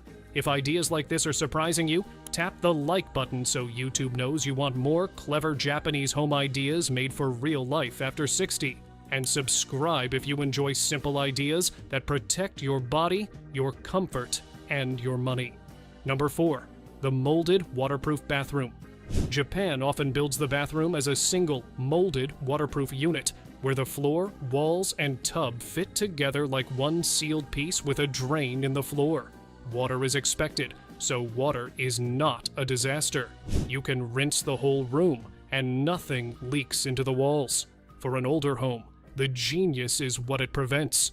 No water seeping behind tile, no hidden mold growing in the walls, no rotting floor under the tub, and none of the expensive repairs that come with all three. The room is built to get wet and dry off, instead of pretending every splash is an emergency. It is one of the most leak-proof, mold-proof bathroom ideas ever designed. Number 5. Tatami flooring. Tatami mats are firm woven floor panels, and they do something a hardwood or tile floor never will. They give slightly underfoot. They are warmer than tile in winter and cooler in summer, and the natural material helps the room breathe. For someone over 60, there is a quiet safety benefit too. A floor with a little give is gentler than stone-hard tile if a fall ever happens. You do not have to floor your whole house in tatami, but the lesson is real. A softer, warmer, breathable floor in the room where you spend the most time is kinder to your feet, your joints, and your balance than the cold, hard, slippery surfaces most American homes are built on. Number 6. Shoji paper screens. Shoji are sliding screens of light wood and tough paper, and they solve a problem most people never name: harsh light and zero privacy. Instead of a heavy curtain that blocks everything or bare glass that hides nothing, Shoji let a soft, even glow fill the room while keeping it private. For older eyes, that gentle, glare-free light is far easier and more comfortable than harsh sun or a dark, gloomy room. The screens are also light enough to slide with one finger. No heavy pulling or yanking. It is a softer, calmer kind of light, and once you have lived with it, ordinary blinds and curtains start to feel like a fight every morning and evening. Number 7. Norin fabric dividers. A Norin is a short fabric panel that hangs in a doorway. No door, no hardware, no swing. It softly separates one space from another while still letting air flow through. Japan uses them between the kitchen and the dining area. At the entry, anywhere a full door would be overkill. For an older home, the genius is that there is nothing to open, nothing to bump into, and nothing blocking the path. You simply walk through. It gives you the privacy and separation of a door without the weight, the swing, or the obstacle. For anyone using a cane or a walker, a soft fabric panel you can pass straight through beats a door every single time. Number 8. The transom vent panel. Above the doors in many Japanese homes sits a carved or slatted panel called a ranma. It is beautiful, but it is also working. It lets air and light pass between rooms, even when the doors are shut. Stale air does not get trapped, and a little light reaches the hallway. For an older home, this quietly solves the problem of stuffy, closed-off rooms without leaving every door open. Air keeps moving, smells do not build up, and the house feels fresher with no fan and no electricity. It is the kind of clever detail that does 3 jobs at once: light, airflow, and beauty, from a single panel above a door you walk under every day. Number 9. The sunken heated table. This one is brilliant for older knees. A horigotatsu is a low-heated table built over a sunken floor well, so when you sit at it, your legs hang down into the well instead of folding underneath you on the floor. You get the cozy warmth of a heated table without the painful job of getting down to the floor and back up again. For anyone with stiff hips or bad knees, that is everything. You sit almost like you would in a chair. Your legs stay warm under the blanket, and standing back up is easy. It heats the part of you that feels cold, your legs and feet, instead of the whole house, which makes it gentle on the heating bill too. Number 10. The folding low table. A chabudai is a low table with legs that fold flat. When you need it, you set it up. When you do not, you fold it and tuck it away, and the room is open again. Japan, working with small rooms, never let a single piece of furniture trap a whole space. For an older home, this flexibility is a gift. One room can be a dining spot at noon and a clear, open, safe-to-walk room the rest of the day. You are not living around a big permanent table you only use sometimes. The furniture appears when you need it and disappears when you do not, which keeps the floor clear and the room useful. Number 11. The Ingawa veranda. The Ingawa is a narrow wooden porch that runs along the edge of a Japanese home, half inside and half out, usually shaded by the roof. It is a place to sit, catch the breeze, watch the garden, and get fresh air and sunlight without fully going outside. For an older person, this matters more than it sounds. It makes stepping out easy and safe, a shaded, sheltered spot right off the house, so getting daylight and air does not require a whole outing. Isolation creeps in quietly after 60, and a comfortable in-between space, neither stuck indoors nor exposed outside, gently pulls a person out to breathe every day. Sometimes better living really does start with one good place to sit. Number 12, deep roof eaves. Japanese roofs often extend far out past the walls, and the angle is no accident. In summer, when the sun is high, the deep eaves shade the windows and keep the rooms cool. In winter, when the sun sits low, that same low light slips underneath and warms the room. The roof itself manages the seasons. For an older homeowner, the genius is comfort with no monthly bill. A house that stays cooler in summer heat and catches free warmth in winter, all from the shape of the roof. You may not be rebuilding your eaves, but the lesson, shade the high summer sun and welcome the low winter sun, can guide where you place awnings, shades, and trees for the same effect. Number 13, the sliding storm shutters. Amato are sturdy sliding panels that close over the outside of the windows. They block storms, add a layer of insulation against heat and cold, and give security at night. In one motion, you seal the house against weather, and in the morning, you slide them open to the light. For an older home, this is comfort and peace of mind at once. Warmer rooms in winter, cooler in summer, and a solid barrier that makes the house feel safe after dark. Instead of fighting the weather inside the room, you stop it at the glass. It is a simple, sturdy idea that does the work of insulation, storm protection, and security, all from one outer panel. Number 14. The entry step handrail. The Japanese entry has a step up into the home, and the smart ones put a sturdy handrail right there. That small step, taken with your hands full of groceries and your shoes half on, is one of the most common places an older person stumbles. A solid grab rail at the entry turns that risky little level change into a steady, confident step. It is not a hospital fixture. It is just a well-placed bar exactly where the body reaches for support.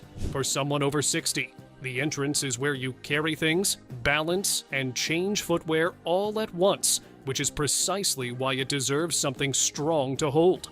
One rail in the right spot prevents the fall that changes everything. Number 15. The deep window bench. Japanese homes often build a deep sill or low bench right at the window, wide enough to sit on, set a cup of tea down, or grow a few plants. It turns a plain window into a place to be. For an older person, a comfortable spot to sit in the daylight, watch the street or the garden, and feel the sun is good for both the body and the mind. It costs almost nothing to recreate, a sturdy bench or a deep shelf at a sunny window, and it gives you a reason to sit somewhere bright instead of the same chair in the same dim corner. A little daylight every day is medicine you cannot buy in a bottle. Number 16. The room that becomes two rooms. With sliding panels called fusuma, a single Japanese room can be opened into one large space or divided into two smaller ones in seconds. No construction, no permanent walls. For an older home, this flexibility is pure genius. One big open room for a family gathering, then divided into a quiet bedroom and a sitting area when the day is normal. As needs change, the house changes with them, with a gentle slide instead of a remodel. You are not stuck with rooms that are too big in some ways and too small in others. The space adapts to your life today, and it adapts again tomorrow, all without lifting a hammer or hiring a soul. Number 17. The step-free shower. A high tub wall or a raised shower lip is one of the most dangerous things in an American bathroom, because stepping over it with wet feet is exactly how falls happen. Japanese wet room bathrooms are often built, so the shower area is level with the floor. No wall to climb over, just walk in. For someone over 60, a step-free walk-in shower removes one of the riskiest moments of the entire day. You do not lift a leg over a slippery edge while balancing on the other foot. You simply step in on level ground. Even short of a full remodel, lowering or removing that barrier is one of the most important safety upgrades a bathroom can ever get. Number 18. The cross breeze window path. Old Japanese homes were built so air could travel straight through, an opening low on one side and another high on the opposite side. Warm air rises and escapes up high, while cool air is drawn in down low, and the whole house breathes without a single fan. For an older homeowner, this is free cooling and fresh air for the cost of opening 2 windows in the right spots. On a mild evening, you flush the day's heat out before bed instead of running the air conditioner all night. The trick is the path, low on one side, high on the other, so the air actually moves. It is one of the oldest cooling ideas there is, and it still beats the power bill. Number 19. The kitchen pass-through window. Many Japanese kitchens have a small open window or hatch in the wall between the kitchen and the dining area. Food and dishes pass straight through instead of being carried the long way around. It sounds minor until you are the one over 60 carrying a hot, heavy dish across the house with shaky hands. The pass-through shortens the trip to a single, safe handoff. No long carry, no balancing act around a corner. It also keeps you connected to the room while you cook, instead of stuck alone in the kitchen. A simple opening in one wall makes serving easier, safer, and a lot less lonely, all at the same time. Number 20. The rain chain. Instead of hiding roof water inside a closed downspout, Japan often guides it down a beautiful hanging chain, called a kusari doi, into a basin or a bed of stones. It is lovely to watch in the rain, but the real genius is that you can see exactly where the water goes. For a homeowner, visible water is manageable water. Water pooling at the foundation becomes damp basements, mold, and very expensive repairs. And a hidden downspout lets that happen unseen for years. A rain chain shows you the path at a glance, so you catch a drainage problem early, while it is cheap to fix. After 60, catching a repair before it becomes a disaster is not just maintenance. It is protecting your savings. Number 21. Materials that breathe. Traditional Japanese homes are built with wood, paper, and clay, materials that naturally take in moisture when the air is damp and release it when the air is dry. The house quietly steadies its own humidity. This is a traditional, assumed benefit rather than a precise modern guarantee, but the idea behind it is sound, and it points to something useful. A home that manages its own moisture has less mold, fewer musty smells, and less swelling and warping of wood. For an older home, the practical lesson is to favor breathable, natural materials and good airflow over sealing everything tight and then fighting dampness with sprays and machines. Let the house breathe, and it punishes you less. Number 22. The small inner garden. A tsuboniwa is a tiny courtyard garden tucked inside or beside the home, sometimes no bigger than a closet. Its job is to bring light, air, and a little green calm into the middle of the house. For an older person, the value is real. A small, easy, low-maintenance patch of green you can see and tend without a big yard to fight gives you light, fresh air, and a daily dose of nature right where you live. You do not need a courtyard. A bright corner with a few easy plants near a window where you sit does the same thing. It is a small, calm, living space that keeps the heart of the home from feeling closed in and gray. Number 23. The wash station at the door. Many Japanese homes keep a tap or a small basin right at the entrance or just outside, so dirty hands, muddy shoes, and garden tools get rinsed before anything comes inside. The dirty work stays at the threshold. For an older home, this is a quiet gift. The mud, the grit, and the grime never travel across your clean floors, which means far less mopping, fewer slippery, tracked-in messes, and less bending to clean up dirt that should have stopped at the door. It also keeps the bathtub and the kitchen sink from becoming the place where filthy jobs get washed. Stop the mess at the entrance, and the whole house stays cleaner with no extra effort. Number 24. The home with no thresholds. This is the simplest idea on the list, and it is the one that protects you most. Traditional Japanese design favors smooth, level transitions between spaces as few raised lips, sills, and little steps as possible. Think about how many times a day you cross a doorway, and how many of those doorways have a small raised threshold your toe could catch. After 60, that little bump in the floor is one of the most common causes of a fall. A home where the floor flows level from room to room removes that danger over and over all day long. You do not have to rebuild the house. Even removing or ramping the worst few thresholds turns your most traveled paths into safe ones. A level floor is a quiet promise that the house will not trip you. The real lesson behind all 24. Notice that almost none of these were gadgets. They were not expensive machines or fancy add-ons. They were smart design, the kind that quietly does its job for years without ever asking for attention. A bath that holds its heat, a floor that softens a step, a roof that shades summer and welcomes winter, a doorway with nothing to trip on. Japan did not make life easier by adding more things. It made life easier by designing the home around the person living in it. And after 60, that is exactly what a home should do. The deep tub soothes the joints, the level floor protects the balance, the handrail catches the stumble, the breathing walls fight the mold, the rain chain protects the savings. None of it shouts, all of it helps. That is the real reason these ideas feel almost too good, almost like they should be illegal. They are not luxury. They are a home built to take care of the person who lives in it every single day, without ever being asked. Note, ideas involving level floors, step-free showers, and handrails reflect widely recommended fall prevention practice. Anything mounted to bear weight should be installed securely. The humidity regulating effect of natural materials is presented as a traditional, assumed benefit rather than a precise modern guarantee. Everyday home problems do not look serious until you count how many times they happen. The closet door you bang your hip on every time you pass it.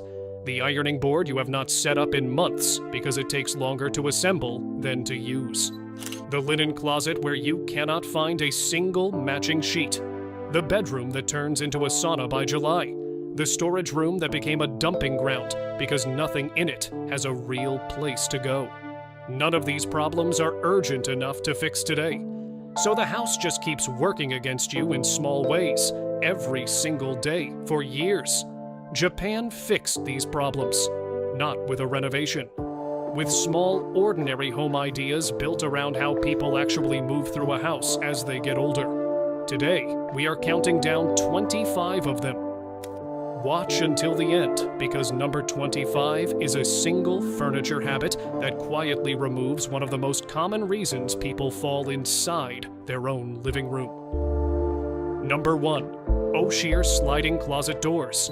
A hinged closet door needs space to swing open, and that space sits empty and useless the rest of the time, eating up a section of bedroom floor for no reason. Japanese homes use oshier, deep closets with sliding doors that glide along a track rather than swinging outward. The doors take zero floor space to operate, and the closet opening can run nearly the full width of the wall, giving full access to everything inside at once instead of through a narrow swinging gap. No door banging into the side of the bed. No narrow gap forcing you to dig sideways for something in the back corner. Sliding closet door conversion kits are available from several hardware brands for under $200 per closet, and the floor space gained back is immediate the day it is installed. Number 2. Tanzu stacking chest storage. A tall dresser is one solid piece, which means if it does not fit through a doorway or up a staircase, it simply does not fit, full stop. Traditional Japanese tansu chests are built as separate stacking sections, each one a complete drawer unit that can be carried individually and stacked to whatever height the room needs. You move them one section at a time and reassemble on the other side. No calling two friends to carry an enormous dresser up a narrow staircase. No giving up on a piece of furniture because it would not fit through the door. Modern stacking storage units built on the same principle are sold by several furniture retailers, and the ability to break storage into individually movable pieces solves a problem most people only discover the hard way during a move. Number 3. Sliding pocket doors. Throughout the home, a hinge door needs roughly 3 feet of clearance to swing. And in a hallway, bedroom, or bathroom doorway, that clearance space is permanently lost to furniture placement. Japanese interiors frequently use sliding pocket doors that disappear directly into the wall cavity, leaving the doorway completely open on one side with zero swing radius needed at all.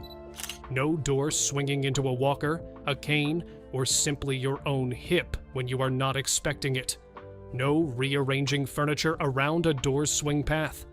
Retrofitting an existing doorway with a pocket door system costs between $300 and $600 installed. And for anyone managing mobility concerns, removing a swinging door from a frequently used doorway is one of the more meaningful layout changes available. Number 4. The balcony laundry pole system. Drying clothes indoors takes up a room. Drying them on a flimsy folding rack means everything droops to the floor by evening, and a clothesline strung across a yard is not an option for most homes.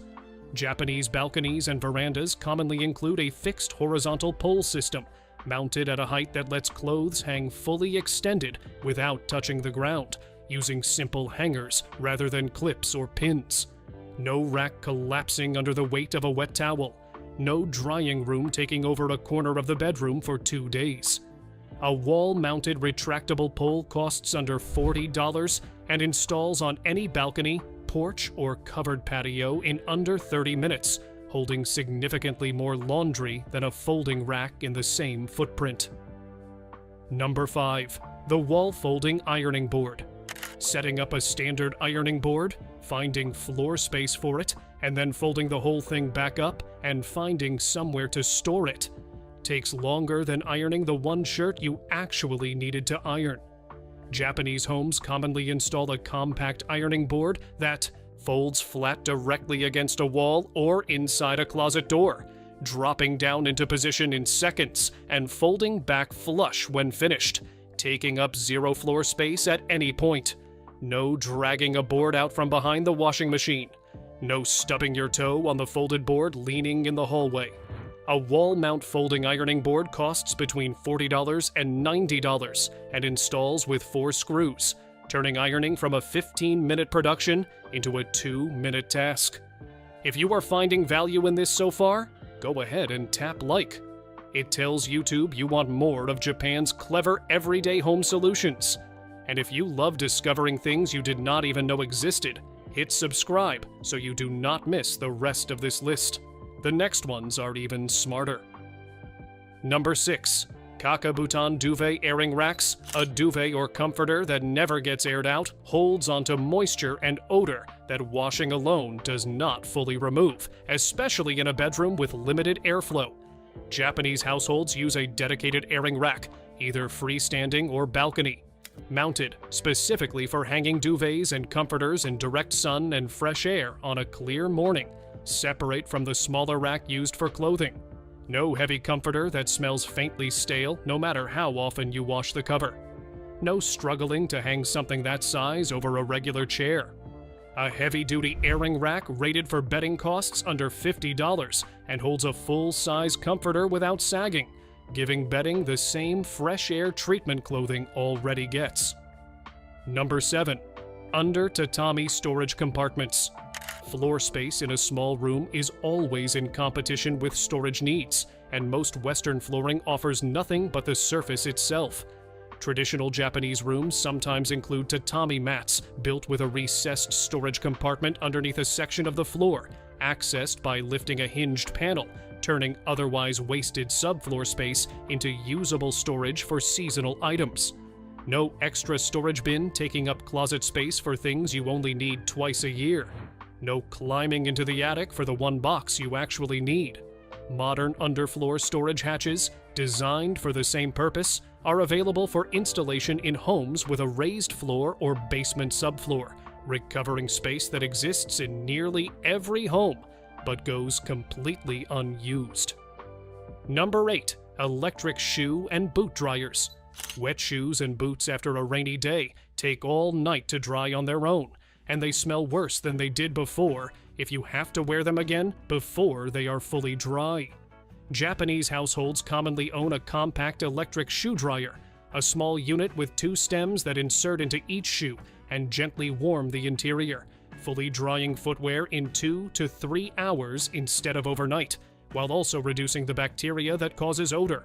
No putting on a still damp boot at 7 a.m., no rotating shoes near a heating vent and hoping for the best. A shoe dryer unit costs under $35 and uses minimal electricity, fixing a problem that, during a rainy season, repeats itself several times a week. Number 9. Foldable step ladders. Stored flat, reaching the top shelf safely requires a step stool, but most step stools are bulky enough that people skip getting one out and reach for something less stable instead, like a chair or a countertop. Japanese homes commonly keep a slim, folding step stool that collapses down to just a few inches thick, stored flat behind a door, beside the fridge, or in a narrow gap between furniture, making it genuinely fast to grab rather than a production to dig out. No standing on a wobbly chair to reach the top cabinet. No skipping the stool because it lives buried in the garage. A slim folding step stool costs under $25 and stores in a space barely wider than a magazine, removing the main excuse for using something unstable instead. Number 10.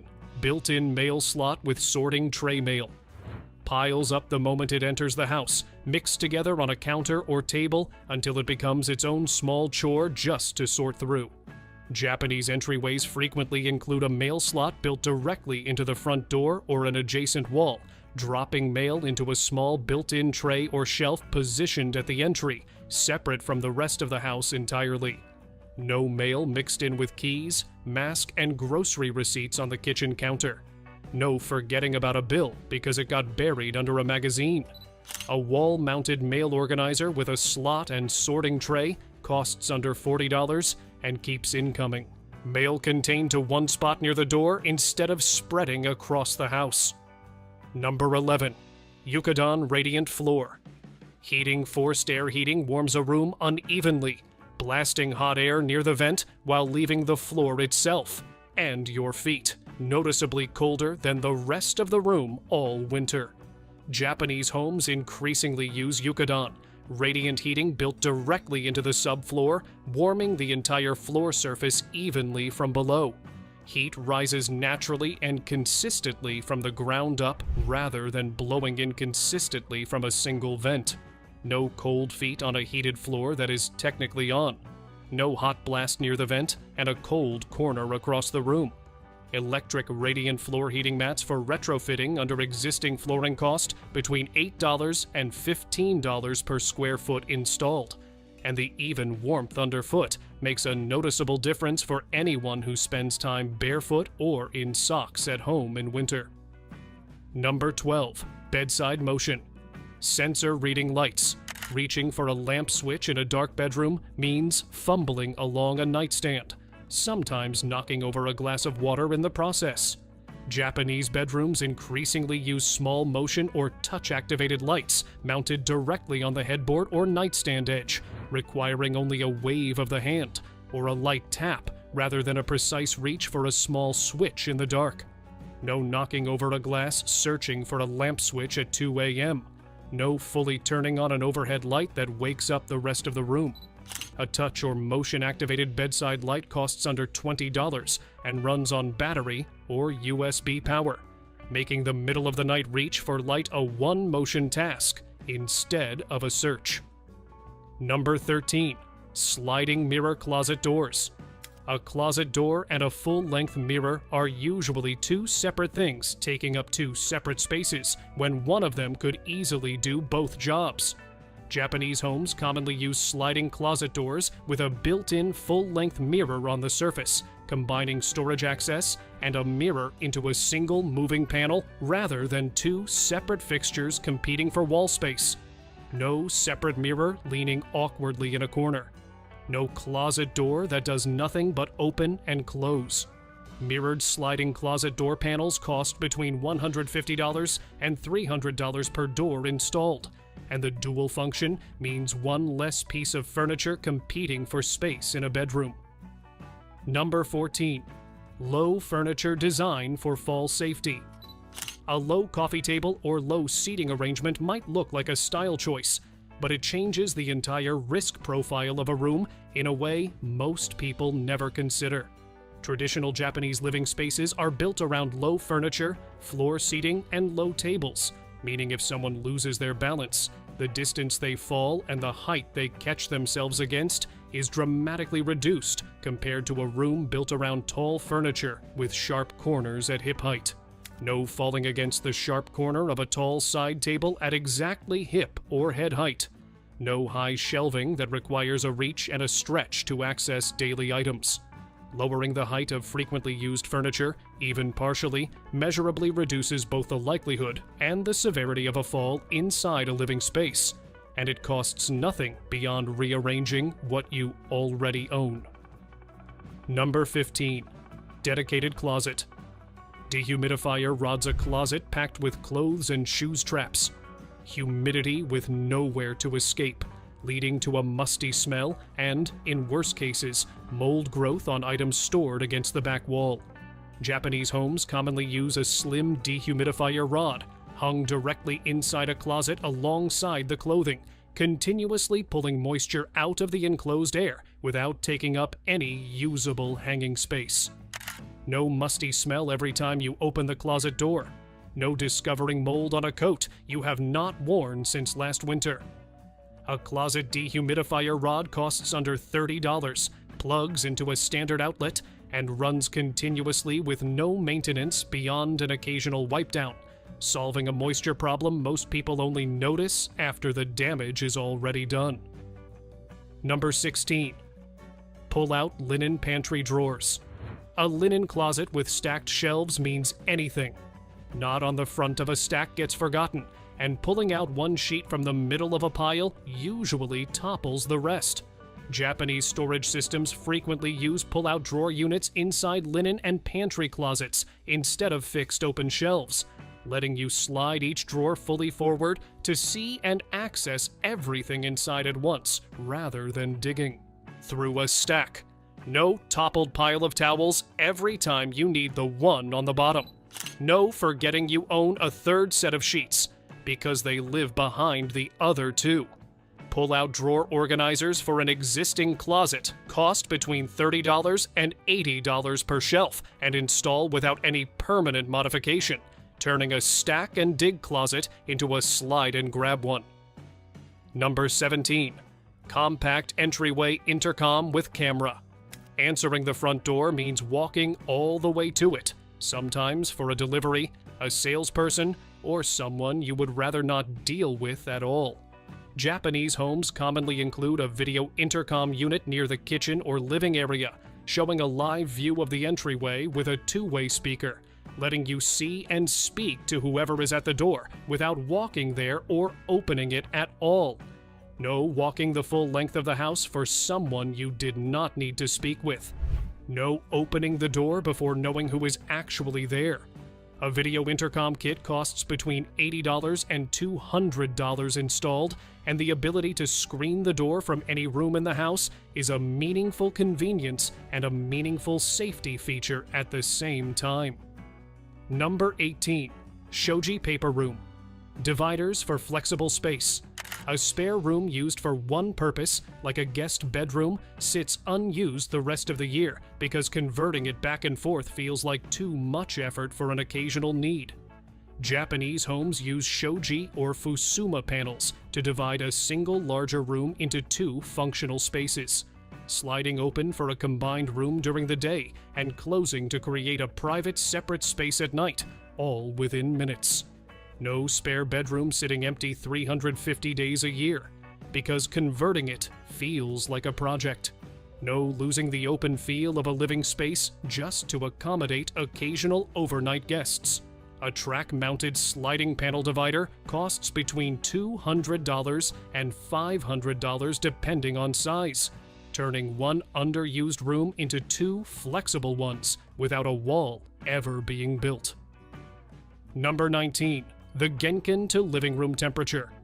Buffer and entryway directly connected to the main living space means every time the front door opens, cold or hot outside air rushes straight into the room you are trying to keep comfortable. Japanese entryways are typically separated from the main living space by a door or a slight architectural transition, creating a buffer zone that absorbs the temperature shock of the outside air before it ever reaches the room you are sitting in. No blast of cold air reaching the couch every time someone comes home. No heating or cooling bills spiking because the front door doubles as a direct vent to the outside. Adding a simple door or a heavy curtain between an open entryway and the main living area recreates this buffer for under $50 and noticeably reduces the temperature swing every time the door opens. Number 20. Maintenance-free sliding screen.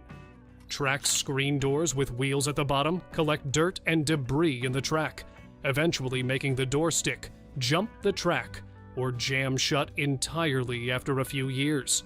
Japanese sliding screen doors typically use a top-hung track system, where the rollers are mounted at the top of the door rather than the bottom, keeping the moving mechanism away from floor-level dirt, water, and debris entirely.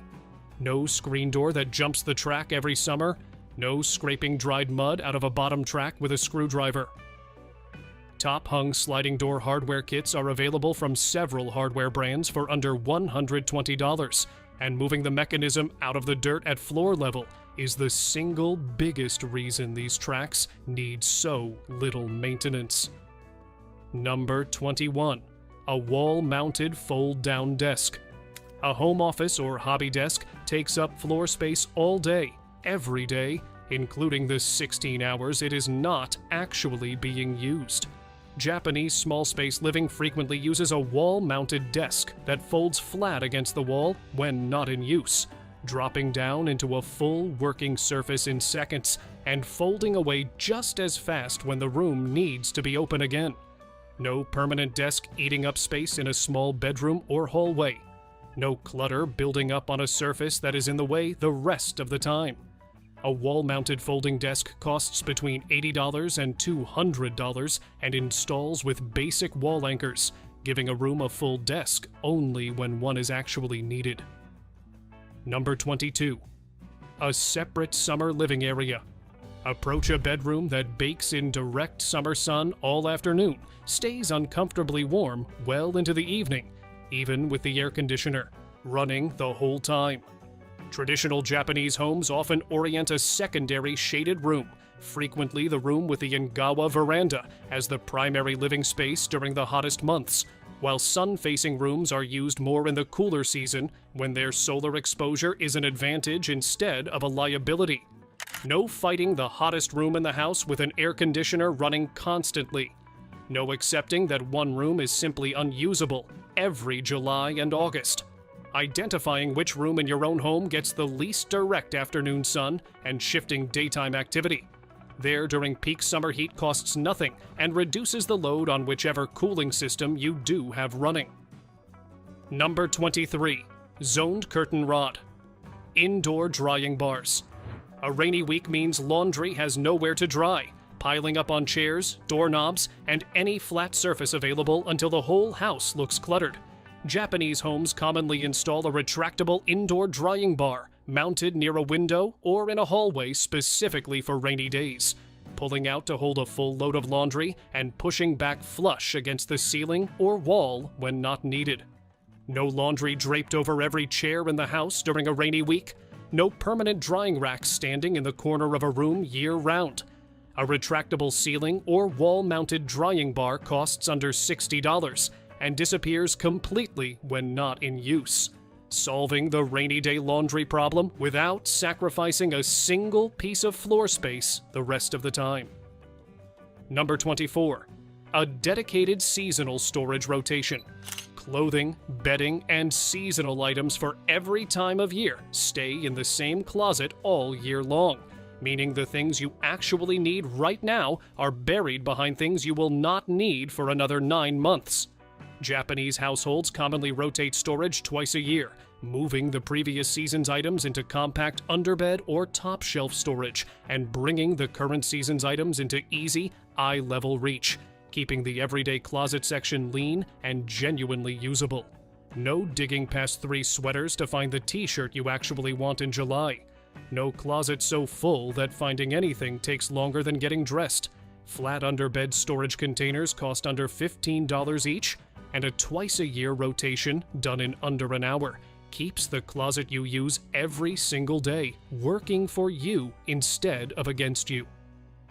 Number 25. Low stable seating.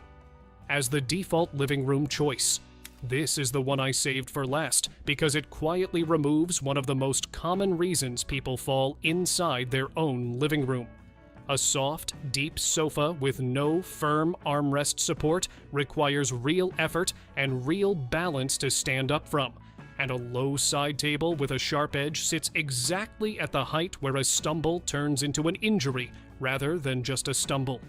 Traditional Japanese living rooms are built around floor seating, low stable platforms, and furniture with rounded, low-profile edges, meaning the act of sitting down and standing up requires less extreme joint movement, and anything you might fall against is lower and softer than a standard Western living room setup. This is not a minor stylistic detail. It is a quiet, structural choice that changes the physical risk of the single, most used room in the home. The room where most people spend the most hours sitting and standing up again, day after day for decades. You do not need to redesign your entire living room to capture this benefit. Choosing a sturdier chair with solid armrests to push off from, and removing or rounding the sharp-edged side tables near your most used seat recreates the same safety logic for under $100, and it addresses the single biggest physical risk hiding in plain sight in the most ordinary room in the house. Most people think getting older makes cooking harder, but sometimes the kitchen is the thing failing you. The cabinets were always too deep. The pans were always stacked too low. The spice shelf was always too dark. The sink was always too wet. You just used to be young enough to forgive it. Then one day, you stop forgiving it. You leave the heavy pan in the bottom cabinet because bending down is not worth it. You avoid certain meals because cleanup feels like too much work. That is not a weakness. That is bad kitchen design quietly stealing your energy and your money. Today, we're counting down 27 Japanese kitchen ideas that instantly fix everyday problems.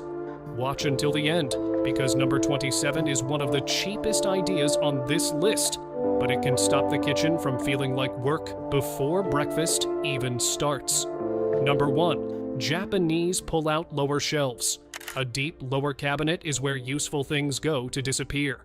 Pans, cleaners, small appliances, cans, lids, baking dishes, plastic containers. When you were younger, you knelt down and dug for them. Now you look at that cabinet and decide the thing inside is not worth the bend.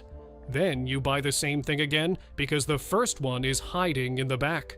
Japanese smart pull-out shelves bring the cabinet to you. Under the sink, in the pantry, beside the stove, under the counter. This protects your knees and your retirement money. Number 2, Japan's vertical pan storage. A stack of pans is not an organization. It is a fight. You lift one pan to reach another. Lids slide. A heavy skillet sits under 3 other things. Cooking gets irritating before the stove even turns on. Vertical racks let pans, lids, trays, and cutting boards stand like files. One hand, one item. That is what easy feels like. Number 3, Japan's Eat First fridge tray. Forgotten food is one of the quietest money leaks in a kitchen. Leftovers in the back. Produce hidden in a drawer.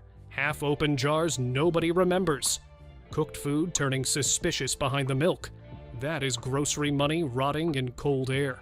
One tray in the refrigerator becomes the Eat First zone. Anything that needs to be used soon goes there.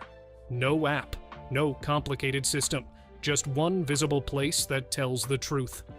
Number 4, the clear pantry bins with handles. A deep pantry shelf can hide money. You buy more tea because the first box is behind the flour. You buy another spice because the old one is behind the sauce. You buy more batteries because the first pack is under the cereal. Japan had found a solution for this ages ago. The clear bins with handles fix this. One bin for baking, one for breakfast, one for tea, one for medicine refills, one for snacks. Pull the category forward. See what you own. Stop buying it twice. If you're finding these ideas useful, tap like. It tells YouTube you want more simple home fixes for real life after 60. And subscribe if you want ideas that protect your body, your budget, and your independence. Number 5. Japan's famous oversint drying racks trick a dish rack on the counter, wastes space, and leaves water where water does not belong. Wet plates drip onto the counter. Cups sit in puddles.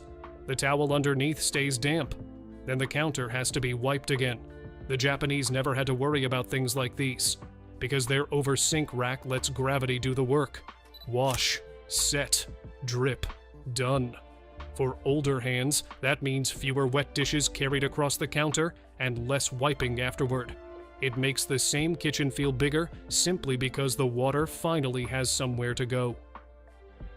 Number 6. Japan's drain net. A kitchen drain does not clog all at once. It clogs one rice grain, one onion skin, one coffee ground, one tiny food scrap at a time. Then one day the sink drains slowly, smells bad, or needs a plumber. A simple drain net catches the mess before it enters the pipe. At the end of cooking, lift it, toss it, and the drain stays cleaner. That is not cleaning. That is prevention.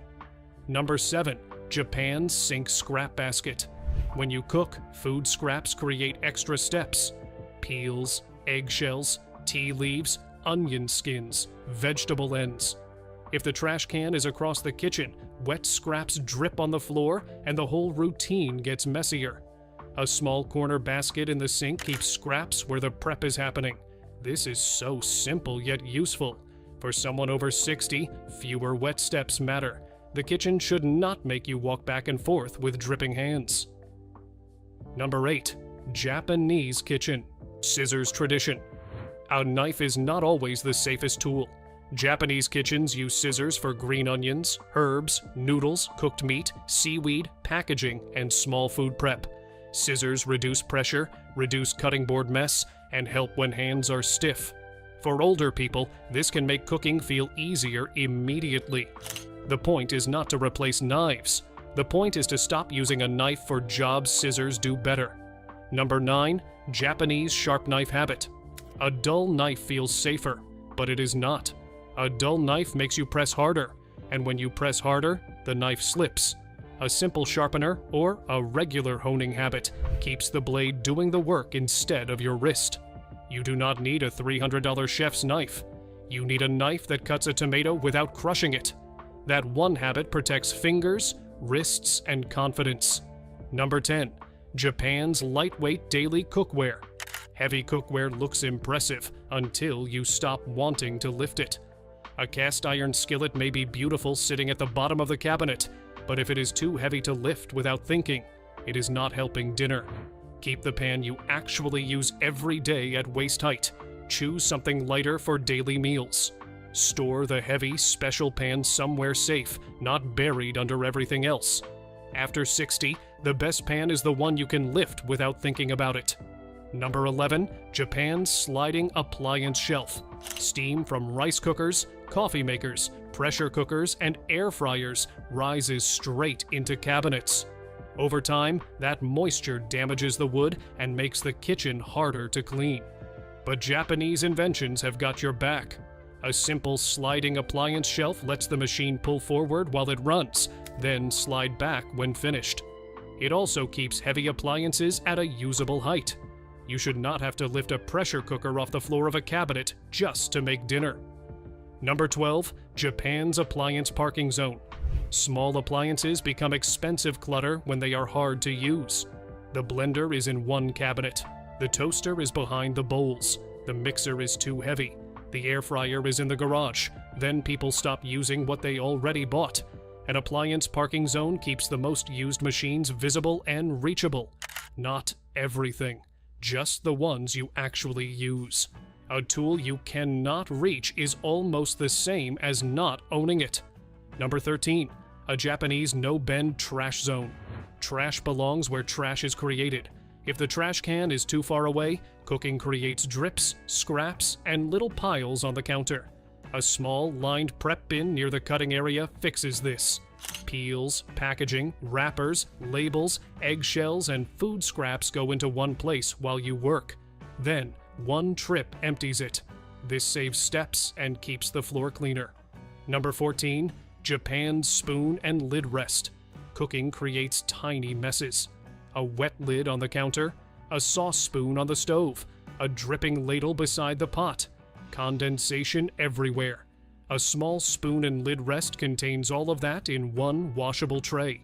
This is the kind of idea that looks unnecessary until you realize it removes 5 little messes from every meal. One tray to wash beats wiping the whole stove. Number 15. Japan Spic Folding Oil Splash Guard. Oil splatter turns one meal into a cleaning job.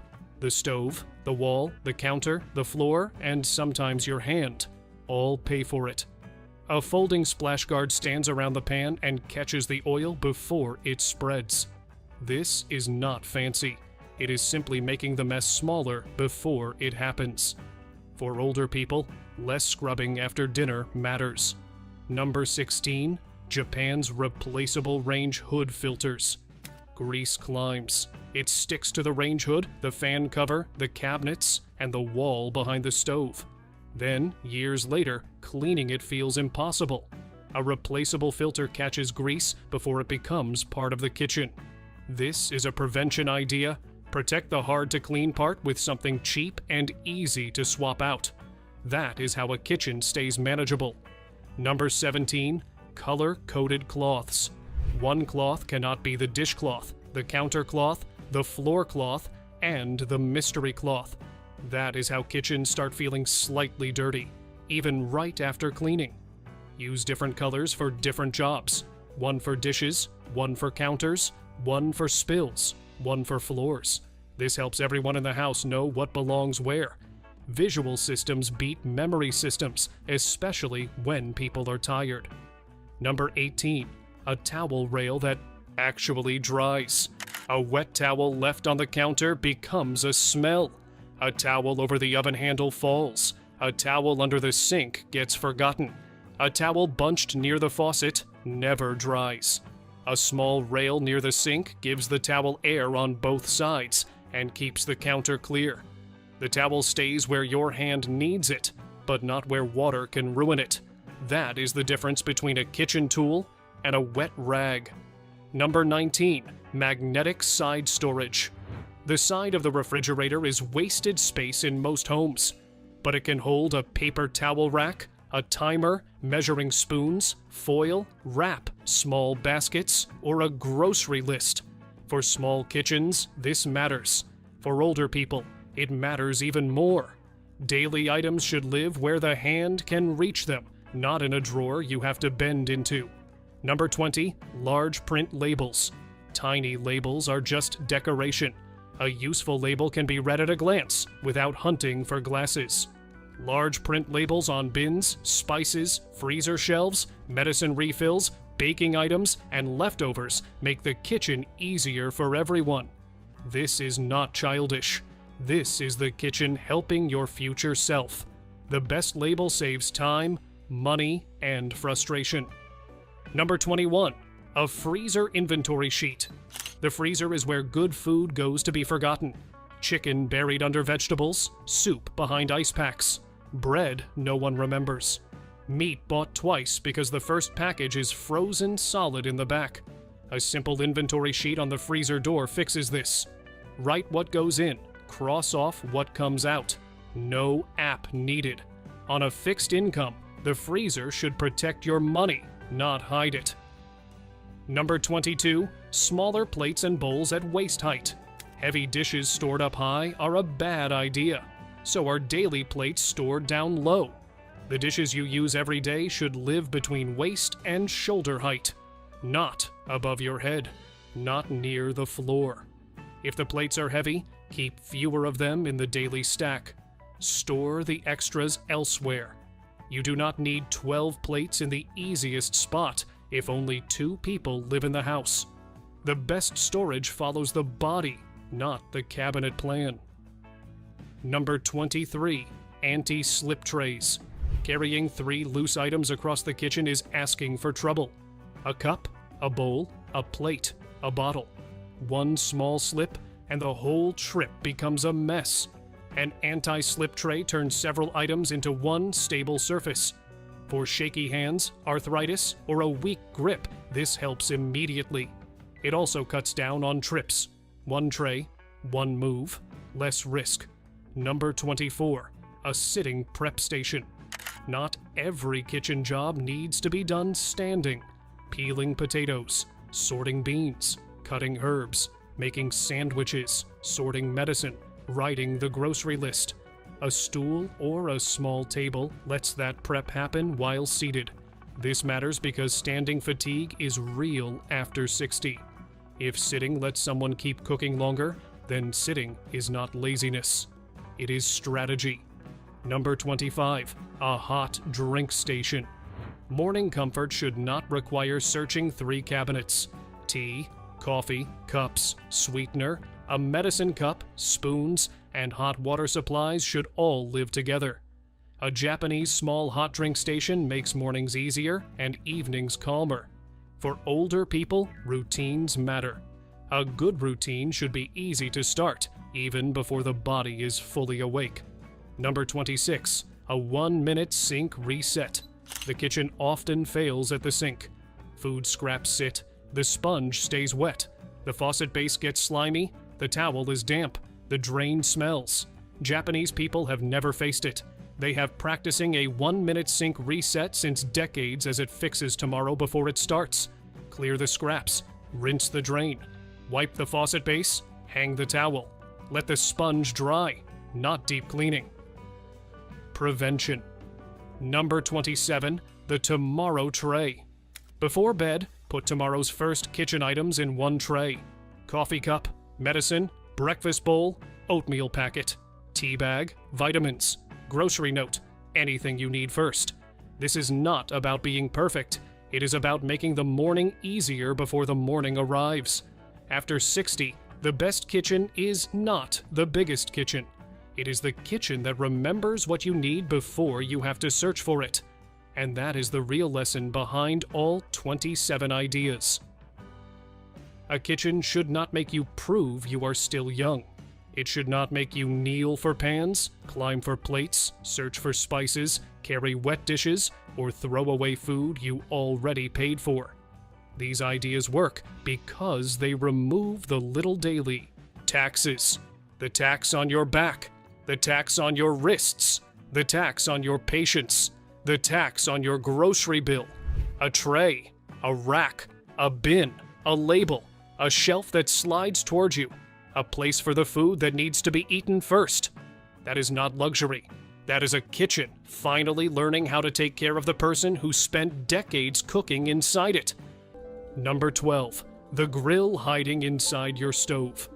Grilling food at home means either dragging out an outdoor grill, preheating an oven for 20 minutes, or buying a countertop appliance that takes up space you do not have. Japanese gas ranges have a small grilling drawer built directly into the unit. It sits beneath the burners. You slide it open, place your fish or meat on the rack, slide it closed. It grills from both sides at once. The smoke stays contained. The smell stays inside the drawer. The food cooks in minutes. No oil required, no oven preheated, no extra appliance cluttering your counter. When it is done, the drawer slides out cleanly for easy washing. This is standard in Japanese kitchens. Standard, not a luxury add-on. The basic model. It is built into the stove because Japan recognized that grilling is a daily task, not a weekend event that justifies a separate piece of equipment. Number 13. The curtains that block sound and save heat. Your curtains block light. That is mostly all they do. Meanwhile, the two things that most affect your comfort, noise coming through the window and heat escaping through the glass, your curtains do almost nothing about either one. Japanese noise-blocking curtains are thick, multi-layer curtains engineered specifically to absorb sound from outside and reduce heat transfer through the glass. Street noise drops noticeably. The room holds its temperature better in both summer and winter. Your heating and cooling bills go down because the glass is no longer a thermal leak. Sleeping in a room facing a busy road becomes a completely different experience. They cost between $40 and $100 per window. They hang on any standard curtain rod. One product solving two problems that most countries sell you two separate products for. And neither of those products works as well as this one. Number 14. The ventilation system you did not know you needed. Since 2003, Japanese law has required every new home to include a 24-hour mechanical ventilation system. Not a suggestion. A law. It runs continuously at a low level, quietly cycling stale indoor air out and fresh air in throughout the day and night. Modern homes are sealed tight for energy efficiency. That is great for heating bills. It is terrible for what you are breathing. Pollutants, moisture, and carbon dioxide build up faster than you realize. The mold in your bathroom corner, the condensation on your windows, the stuffiness that never clears no matter how often you crack a window. All symptoms of a house that cannot breathe. Japan fixed it with a law. America left it to chance. A basic ventilation unit costs between $100 and $300. It installs in a wall or ceiling. It runs on less power than a light bulb. Your air gets cleaner. Your mold problem shrinks. Your home feels different in a way you cannot quite name until someone tells you the air is actually fresh. Number 15. The rice cooker that thinks for itself. If you have ever cooked rice on a stove and ended up with something burnt on the bottom or watery in the middle, you are not alone. Japanese rice cookers use sensors that read the rice throughout cooking. They detect moisture levels, adjust temperature, extend or shorten the cooking time, compensate for altitude, the age of the grain, even the mineral content of your water. You add rice, you add water, you press one button. What comes out is perfect. Every single time. No watching, no adjusting, no guessing.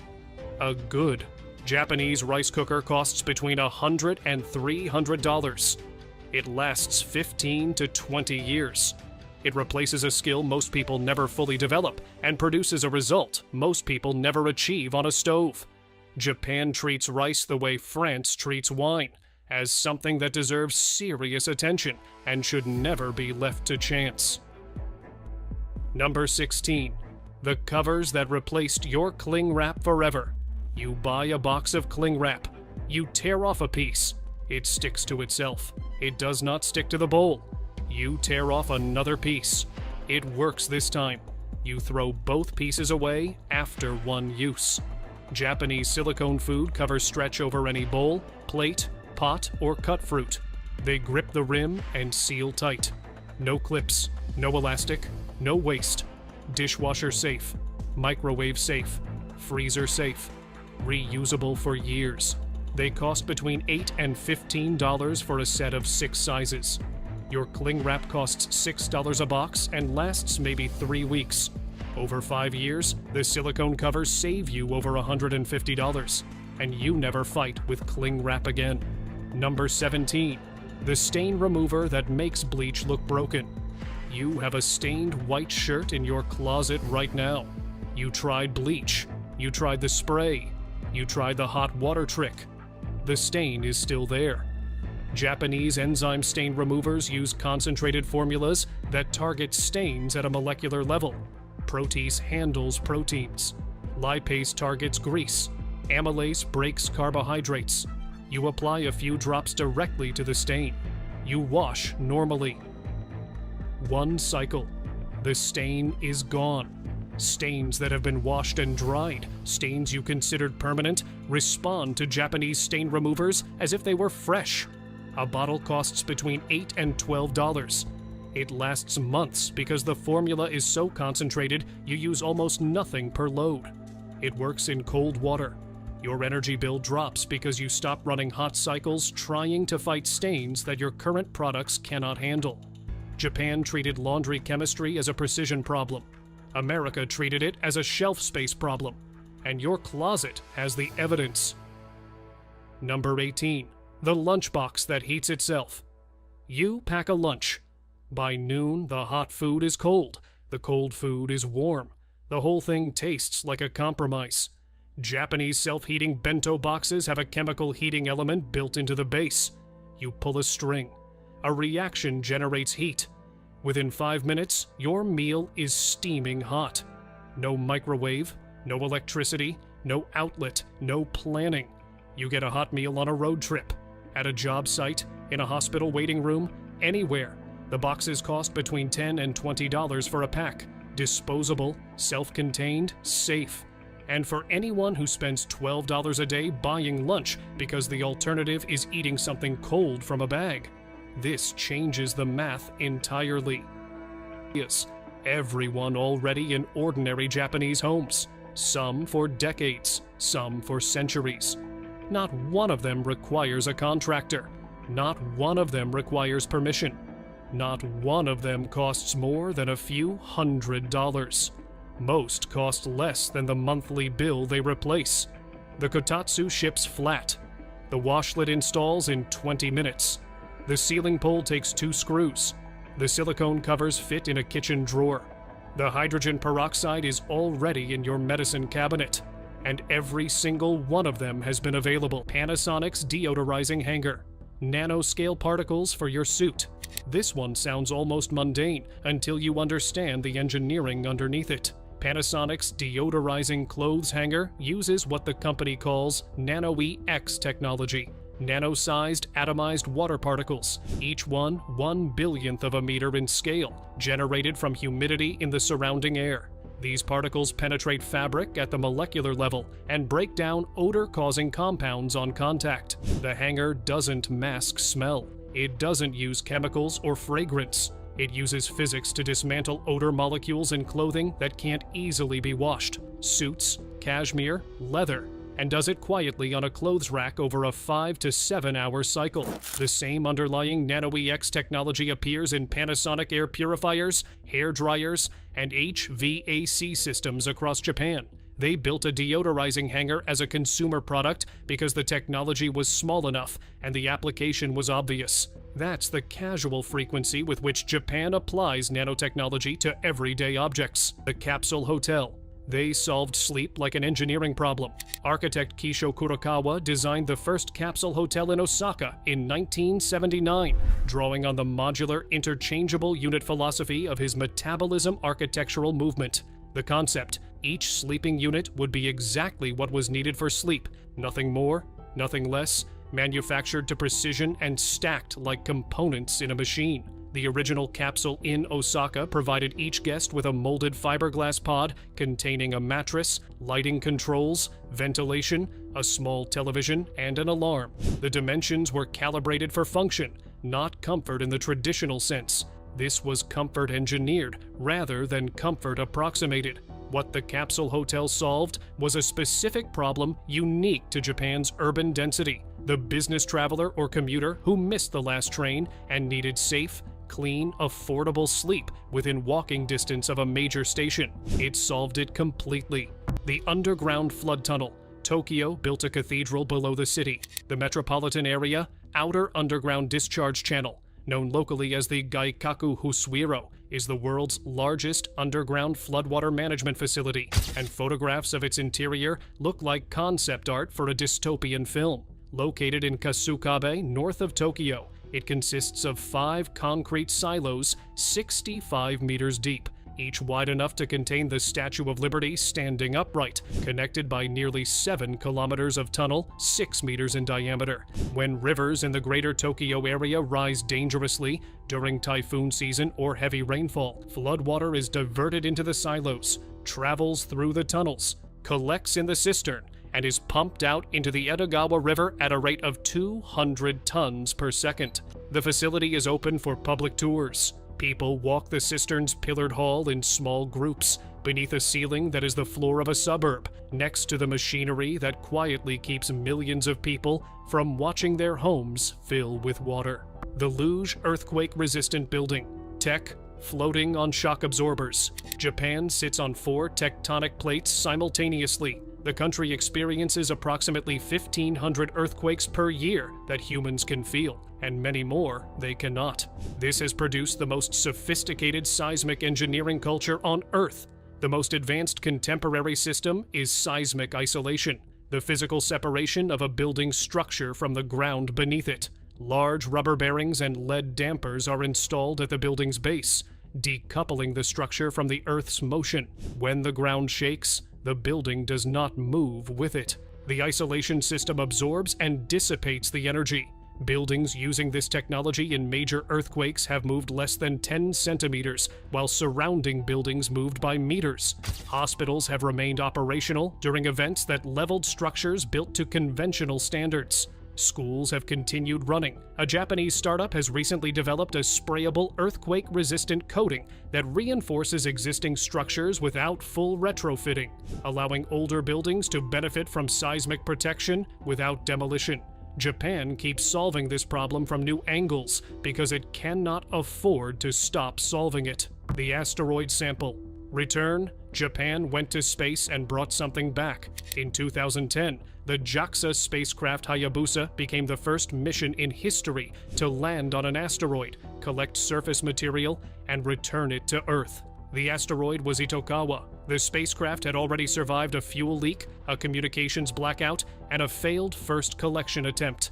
On the second attempt, it fired a small bullet into the asteroid's surface, collected the ejecta, sealed it, and then traveled 4 billion kilometers back to Earth. The return capsule landed in the Australian outback in June 2010.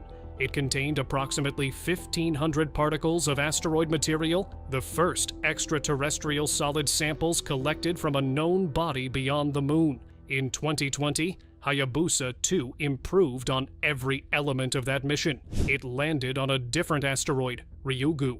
It detonated a small explosive to create a crater and collect subsurface material untouched by solar radiation, pristine matter from the early solar system. It returned over 5 grams of material, a yield far exceeding expectations, and landed its return capsule in Australia with extraordinary precision.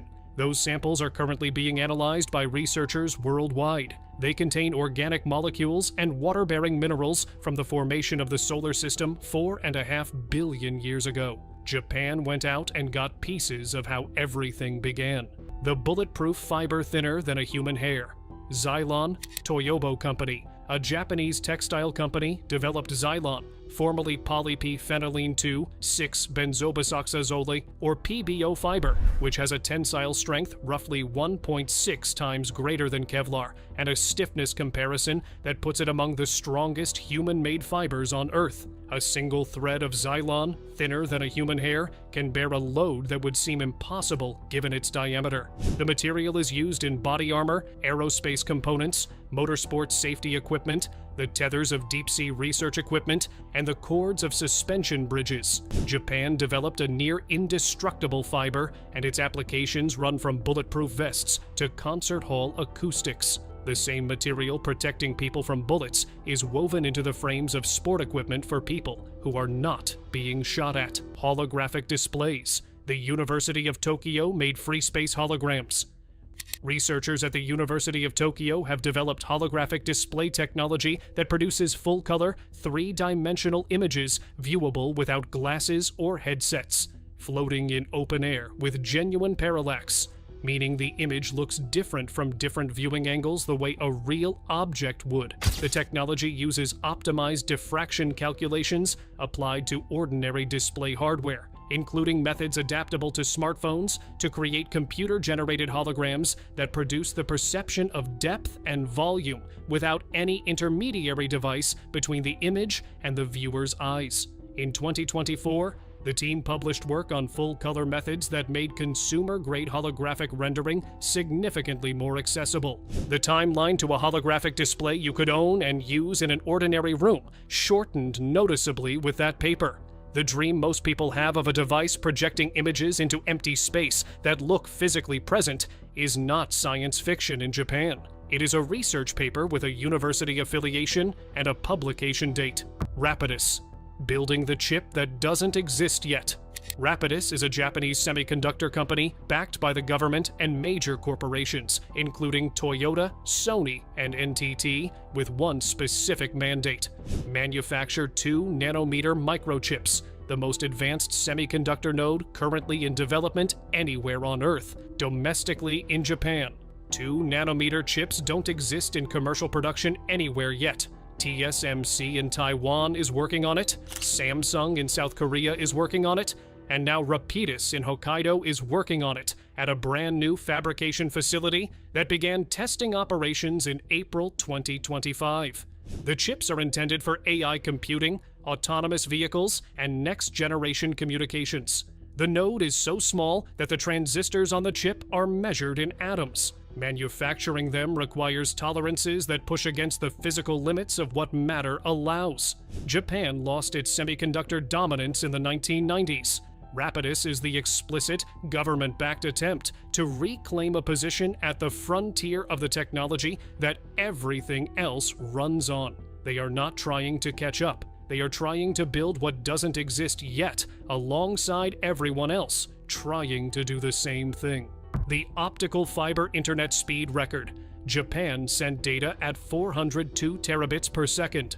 In 2024, researchers at Japan's National Institute of Information and Communications Technology set a new world record for data transmission over optical fiber: 402 terabits per second over a distance of 50 kilometers. The record was achieved using standard diameter fiber optic cable, the kind already embedded in existing telecommunications infrastructure, by transmitting data across a vastly expanded spectrum of light wavelengths using multiple spatial modes within the same fiber simultaneously, with signal processing that extracted usable data from all of them in parallel.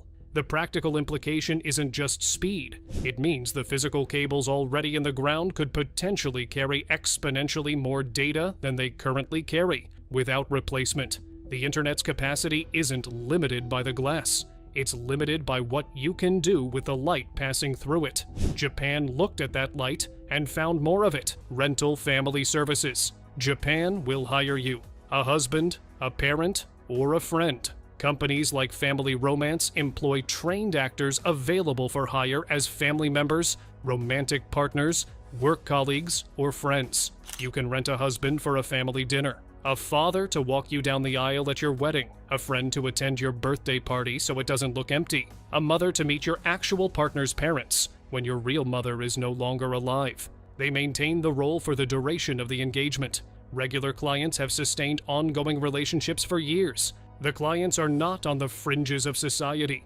Many are ordinary people navigating ordinary losses: bereavement, divorce, social isolation, or circumstances where a role in their life is simply vacant. Japan has medicalized loneliness in some contexts and commercially addressed it in others. Rental family services sit firmly in the second category, a private sector response to gaps in human connection that other cultures leave completely unfilled. Whether it's brilliant or heartbreaking may be the wrong frame. Japan saw people who needed someone and built a service.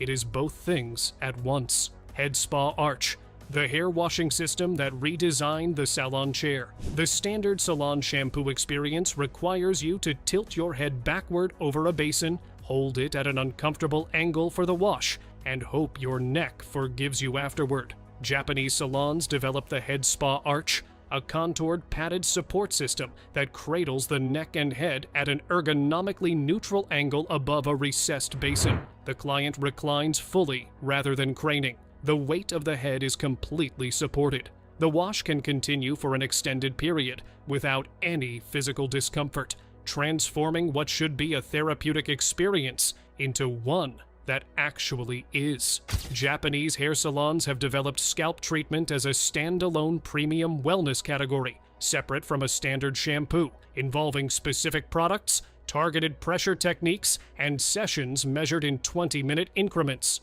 The arch is what made that category commercially viable. Comfort was the prerequisite for the service. Japan engineered the comfort first, then built an entire wellness industry on top of it. Vein Finder devices, the medical tool that makes the invisible visible. A nurse approaches a patient to draw blood or insert an IV line. If the vein is difficult to locate, in elderly patients, dehydrated patients, or those with deeper veins. Japan commercialized near-infrared vein imaging devices, handheld units that project near-infrared light onto the skin surface. Hemoglobin in veins absorbs infrared light differently than surrounding tissue. A camera captures the contrast and projects a real-time vein map directly back onto the skin in visible light. First attempt success rates in hospitals using vein finders improve significantly across patient populations. Patient distress decreases. Japan looked at the fundamental discomfort of the blood draw, identified it as a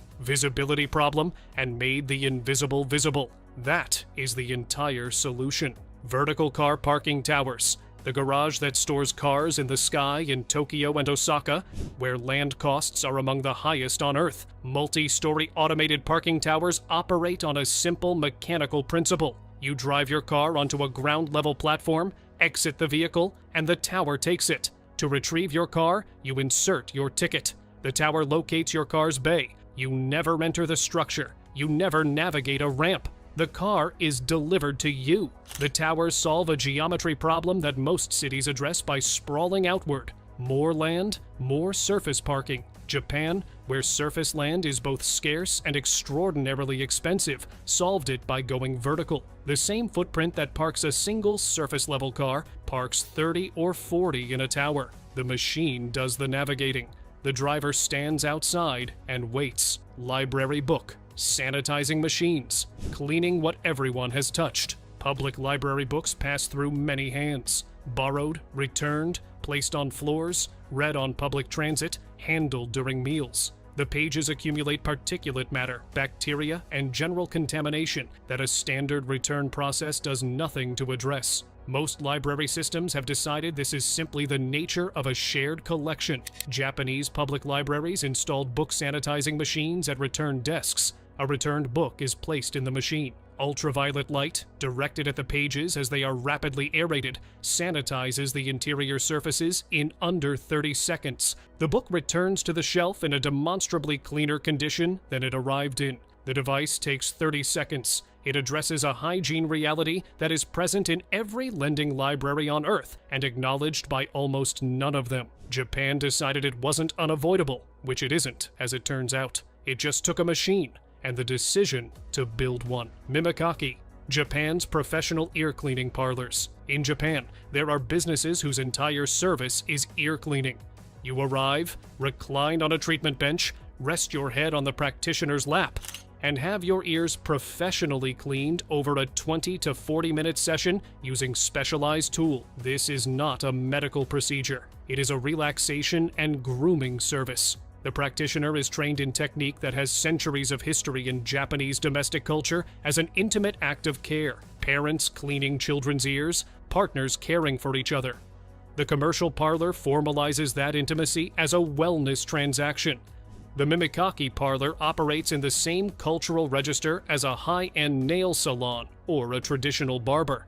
It addresses a personal care need that most industries in Japan made it a bookable appointment. Clients come back regularly. The experience is, by consistent account, deeply calming in a way that resists description until you've had it. Base isolation. Technology. The earthquake solution hiding under Japan's buildings. Japan sits at the intersection of 4 tectonic plates. Major earthquakes are not a risk profile to be managed. They are a scheduled inevitability. Japan has had decades to think carefully about how buildings survive them, and its most sophisticated answer is not in the walls or the structural frame. It is underneath the foundation. When an earthquake occurs, the ground moves. The bearings absorb and dissipate the seismic energy. The structure may experience a quarter of the acceleration that the earth beneath it does. Hospitals, the facilities most critical in the immediate aftermath of a disaster, are primary candidates for base isolation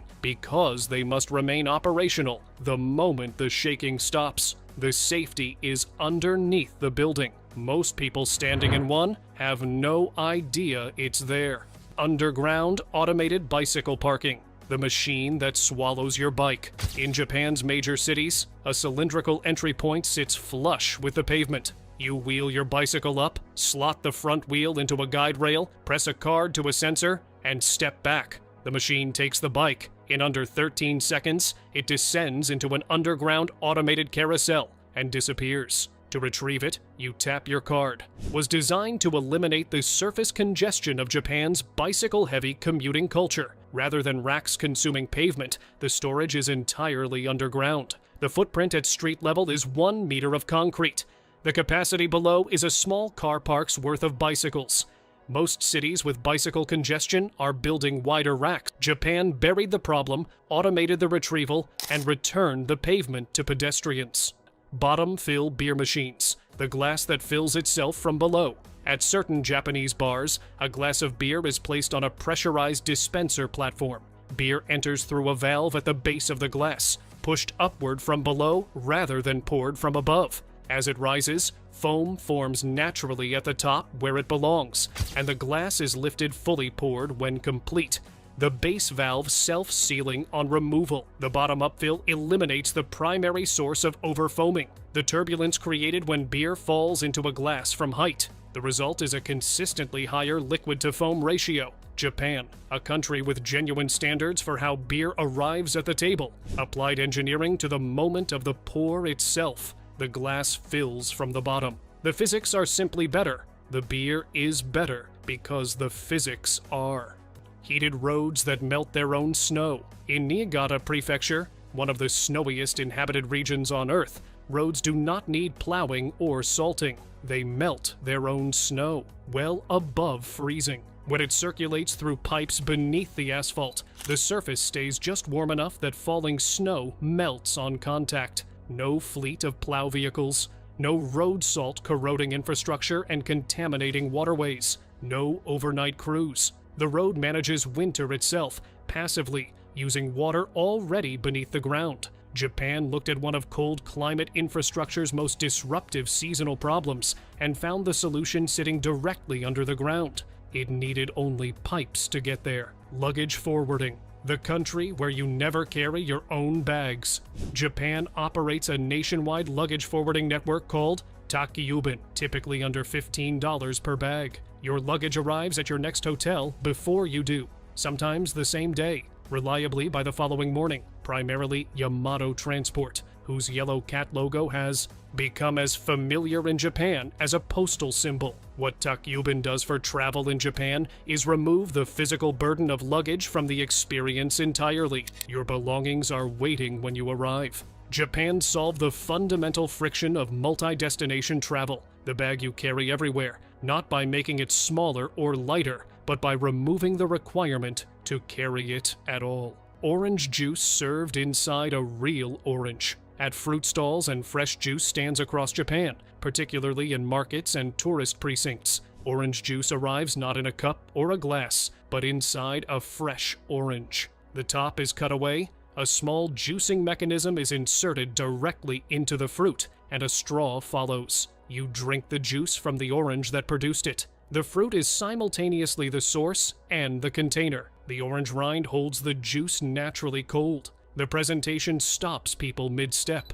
The juice is as fresh as physically possible because it was extracted moments ago from the vessel currently in your hand. No cup, no ice diluting it, no question about freshness. Japan understands that the container is part of the experience, not incidentally, but fundamentally. An orange served in a cup is a juice product. An orange served in an orange is a moment. The difference in preparation is 3 seconds and the correct placement of a straw. Floor-level baggage scales. Weigh your bag before you join the queue. Standard airport check-in produces a consistent pressure point. You reach the desk, heave your bag onto the scale. The information arrives at the worst possible moment in the least accommodating possible space.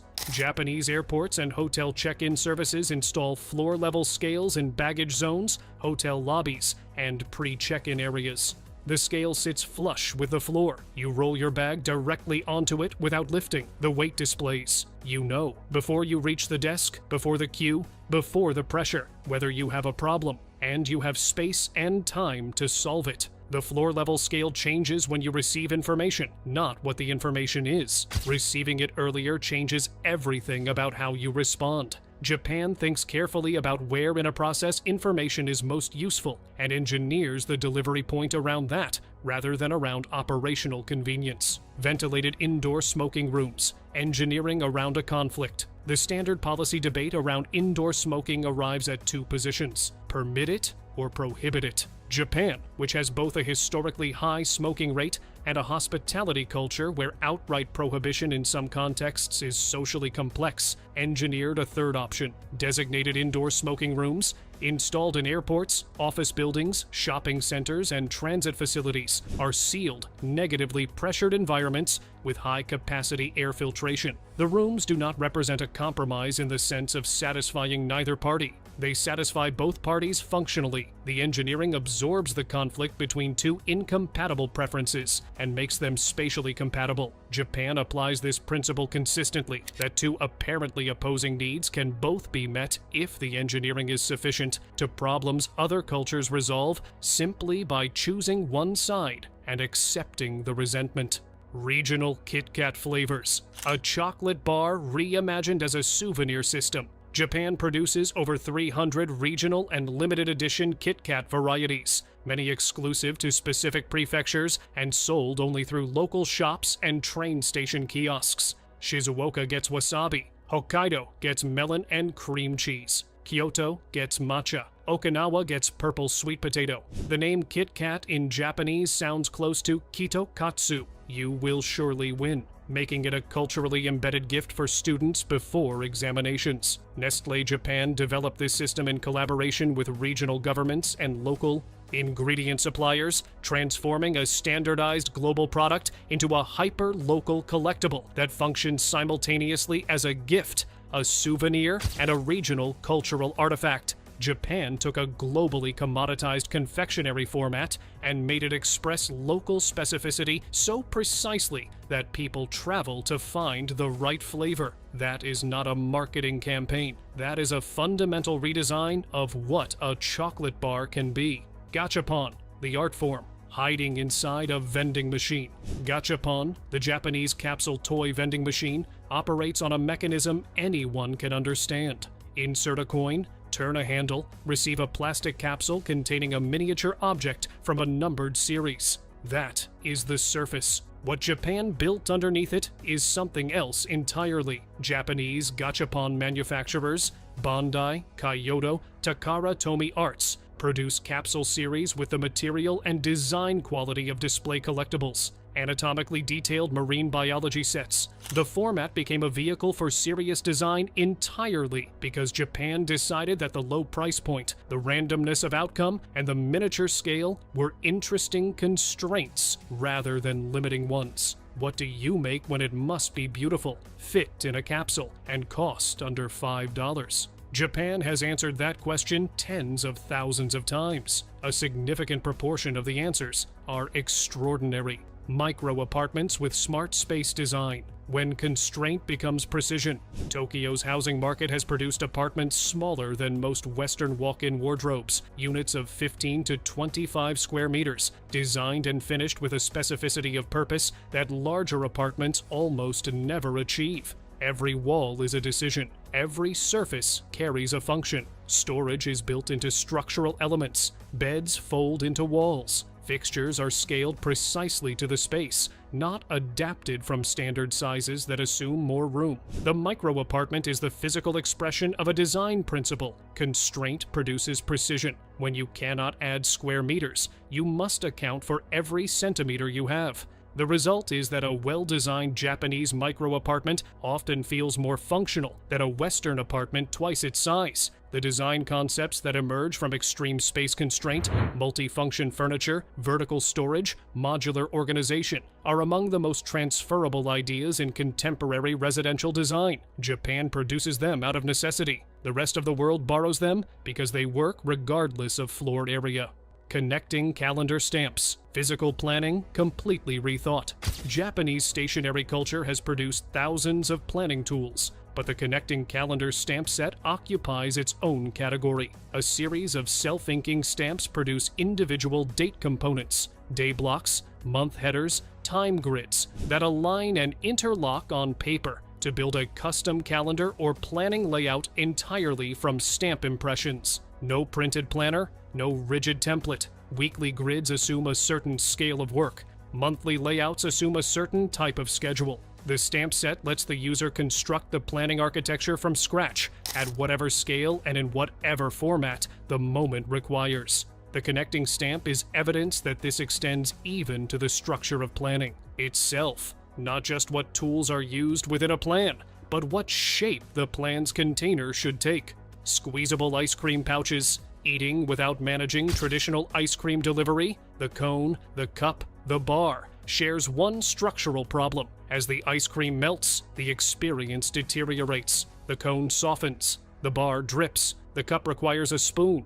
All of them impose a consumption pace determined by temperature rather than appetite. Japan's squeezable ice cream pouch, a sealed flexible tube of soft-serve ice cream squeezed upward from the base like a toothpaste tube, changes the dynamic completely. The sealed format stops dripping entirely. The squeeze mechanism delivers ice cream at your pace rather than gravity's. The tube can be partially consumed and set aside. No cone to structurally manage. No spoon. No mess of any kind.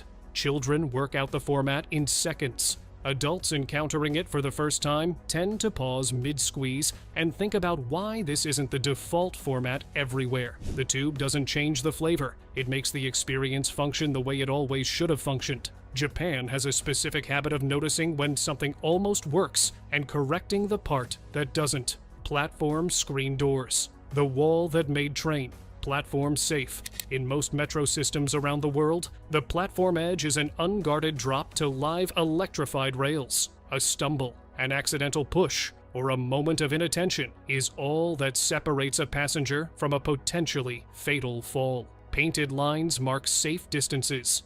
Announcements warn accidents still occur. The platform screen door eliminates an entire category of incident. Accidental falls, dropped items onto live rails, and the distress of preventable accidents in high-traffic public spaces. As an additional function, enclosed stations can now be climate-controlled, since the platform is sealed from the tunnel. Safety and environmental control from a single infrastructure decision. Japan built it into its newer transit systems as standard. Other cities are adding it through expensive retrofits. The gap between the platform and the track should always have been a door. Sliding Fusuma doors.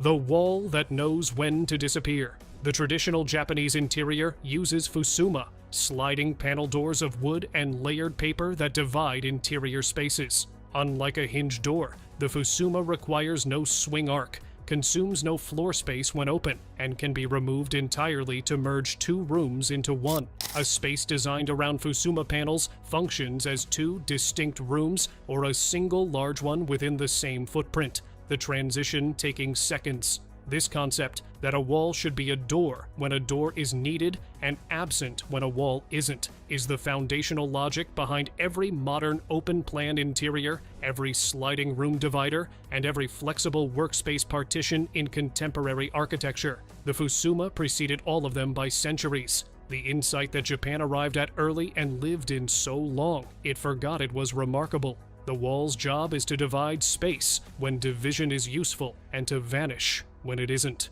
Every architect who has designed a folding partition or a sliding panel in the last 100 years has been working from that same principle. Japan built it into domestic architecture as a default. The rest of the world is still discovering it as an innovation. Number 16. The barber shop with foldable walls. Japanese barbershops often use sliding screens to convert from open salon to private booth in seconds. Customers who want quiet privacy get it. Customers who want to chat with neighboring chairs can. The same physical space serves opposite preferences without compromise. The walls cost almost nothing. The customer satisfaction is dramatically higher than fixed layout barbershops where everyone gets the same experience, whether they want it or not. Japan keeps figuring out that one space can serve two needs if you stop assuming the layout has to be permanent. Number 15. The traffic light. That counts down, Japanese pedestrian signals often display a countdown bar showing exactly how many seconds remain before the light changes. Walkers know whether they have time to cross or should wait. Drivers know whether to slow down or maintain speed. Everyone makes better decisions because everyone has the same information. Accidents at intersections with countdown signals drop measurably. The hardware adds a few dollars to each light. Most American intersections still leave pedestrians and drivers guessing, and the resulting close calls produce thousands of preventable accidents every year. Number 14. The packaged meal that knows the weather. Convenience store chains like 7-Eleven and Lawson operate proprietary inventory algorithms that adjust the food selection in every store based on hyper-local weather forecasts. Cold rain coming Wednesday. Soup volume triples in the affected districts. Hot weekend ahead. Cold noodles dominate the shelf. The forecast feeds into delivery scheduling 48 hours in advance, meaning the right food arrives at the right store before customers know they want it. Food waste drops to near zero. Customer satisfaction stays consistently high. Most American convenience stores still stock the same items in the same proportions, regardless of season or weather, and the resulting waste fills landfills. Number 13. The school bag that lasts a decade. Every Japanese elementary school student carries the same kind of structured leather backpack called a randoseru. The bag costs several $100s. It's built to survive 6 full years of daily school use. Reinforced stitching, hardened frame, reflective strips, and a quick-release strap designed to detach if a child gets caught on something dangerous. The same bag goes to school every day from age 6 to age 12. Then it's often passed down to younger siblings, donated or saved as a family keepsake. Japanese parents make one purchase for the entire elementary career. American parents typically replace school backpacks 2 or 3 times across the same period. What sustains the system isn't just durability.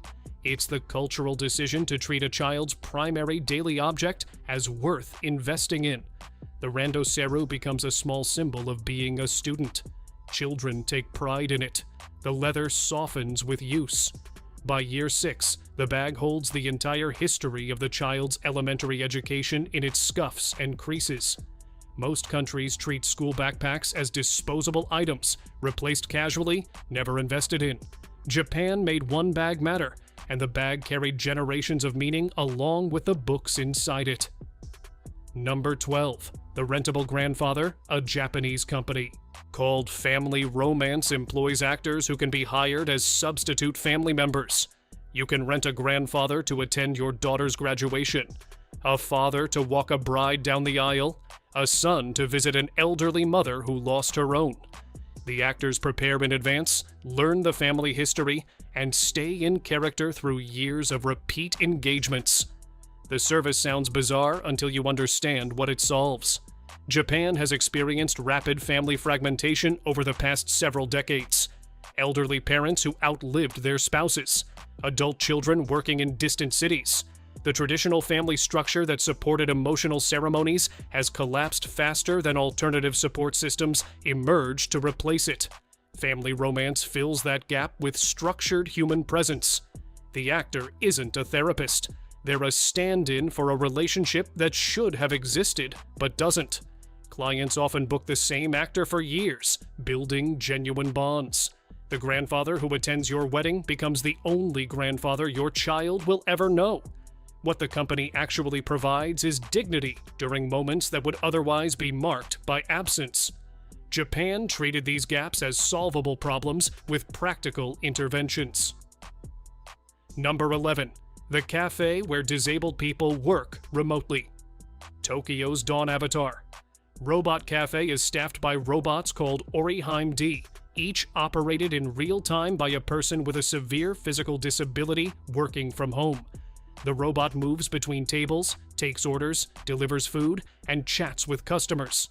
The person behind it controls everything through eye tracking or simple keyboard inputs. These aren't volunteers performing therapeutic work. They're paid employees, earning real wages, doing real labor. The robot is the physical interface that lets them participate in employment they would otherwise have been completely excluded from. People with ALS, severe spinal injuries, or other conditions that make leaving home impossible now have an actual job to go to. The customer experience is unlike any other cafe in the world. The robot's voice is the worker's voice. Their personality comes through. Regular customers form genuine relationships with workers they've never physically met. What makes this exceptional is the inversion of how disability employment usually works. Most countries treat it as charity, with simplified tasks. Japan looked at the actual barrier and engineered around it. The robot didn't reduce expectations. It eliminated the physical requirement. Number 10. The savings box you can't open. Japanese banks promote a savings device called the Kuzuko Tabako, the breakable bank. It's a sealed ceramic container with a coin slot. You deposit coins or small bills inside. You cannot retrieve the money without physically breaking the container. The savings only emerge when the box is full. This sounds primitive until you observe what it actually does. The friction of breaking the box prevents impulsive spending of the savings inside. Customers who can't access their own money simply continue saving, because the path of least resistance is depositing more. By the time the box is full, often years later, the saver has accumulated substantially more than they would have in any digital account. The Kuzuko Tabako has been part of Japanese household finance for centuries, and modern banks now sell electronic versions that mimic the same friction. Accounts that can only be accessed after a 30-day delay. The mechanism is always the same. Make the wrong decision harder than the right one. What this reveals is that Japanese financial culture treats money problems as design problems rather than willpower problems. Number 9. The temperature-controlled vending machine for fresh food. Beyond the well-known drink vending machines, Japan has developed a category of fresh food vending machine that operates at multiple temperature zones simultaneously. The same machine can dispense hot grilled chicken, cold rice balls, room temperature snacks, and frozen ice cream, all from compartments calibrated independently. What this enables is 24-hour access to genuinely fresh food in areas where staffed shops can't economically operate. Train station platforms, rural roads, office building basements, hospital corridors at 3 in the morning. The machine becomes a small restaurant that never closes. The freshness is maintained through aggressive turnover. Items get rotated multiple times per day. Machines connect to central inventory systems that track what's selling and adjust restocking dynamically. A salaryman walking through Shinjuku Station at 6 a.m. can buy a chicken bento prepared that same morning with restaurant-level quality from a machine. Workers eat better. Late-night travelers have real food. Rural areas that couldn't sustain a convenience store still get fresh meals. Most countries still treat vending machines as a category for sugar water and chips. Number 8. The train line that delivers freight between passengers. Certain Japanese commuter rail lines operate a hybrid system where passenger trains carry small freight compartments in specifically designated cars during off-peak hours. Local businesses ship goods between cities using the same trains that carry workers at a fraction of trucking costs, with delivery times that beat dedicated freight networks. The system makes use of capacity that already exists. A passenger train running between Tokyo and Osaka has cargo space available regardless. Putting freight in that space means the train earns revenue twice from the same trip, while reducing truck traffic on the highways between the cities. What this required was the regulatory imagination to mix passenger and freight services in ways most countries consider incompatible. American rail networks operate dedicated passenger and freight systems that often share tracks but never share trains. Japan integrated them, and the integration produced efficiencies pure separation never achieved. Small businesses can ship affordably. Large businesses get faster delivery. The rail company captures revenue from freight that would otherwise have moved by truck. The environment benefits. One regulatory decision opened up an entire category of economic activity. Number 7. The forest prescription. A practice now formally recognized in Japanese healthcare called Shinrin-yoku, forest bathing, allows physicians to prescribe time in certified forest environments for patients with stress-related conditions, hypertension, sleep disorders, and depression. Insurance covers the prescriptions. Trained guides lead patients through specific protocols designed to maximize therapeutic exposure. The science behind this isn't soft. Japanese researchers have spent 40 years measuring exactly what forest environments do to human physiology. Phytoncides released by certain tree species directly boost natural killer cell activity in the immune system. Specific patterns of natural sound reduce cortisol within 15 minutes. Visual exposure to fractal patterns in leaves and branches lowers blood pressure measurably. What Japan built around this research was infrastructure. Certified therapeutic trails, trained guides who learn the protocols, healthcare integration that treats forest visits as legitimate medical interventions, insurance recognition that pays for the prescriptions like medication. The whole apparatus exists because the country decided that the documented effects of nature counted, and the country built systems to deliver those effects at scale to patients who needed them. Most countries still treat nature as decoration, a nice place for vacation, optional, recreational, separate from medicine. Japan integrated nature into the formal healing system, recognizing that the trees were already producing real medicine and that the only innovation required was acknowledging it. Forests became hospitals. The hospitals had no walls, no waiting rooms, no fluorescent lights, just air, sound, and pattern delivered for free by trees that were already growing there. Number 6. The bank that acts as a social worker. Several regional Japanese banks operate a service called Mimamori Yokin, watching over savings, in which the bank monitors elderly customers' accounts for unusual patterns and alerts family members or social services when something seems wrong.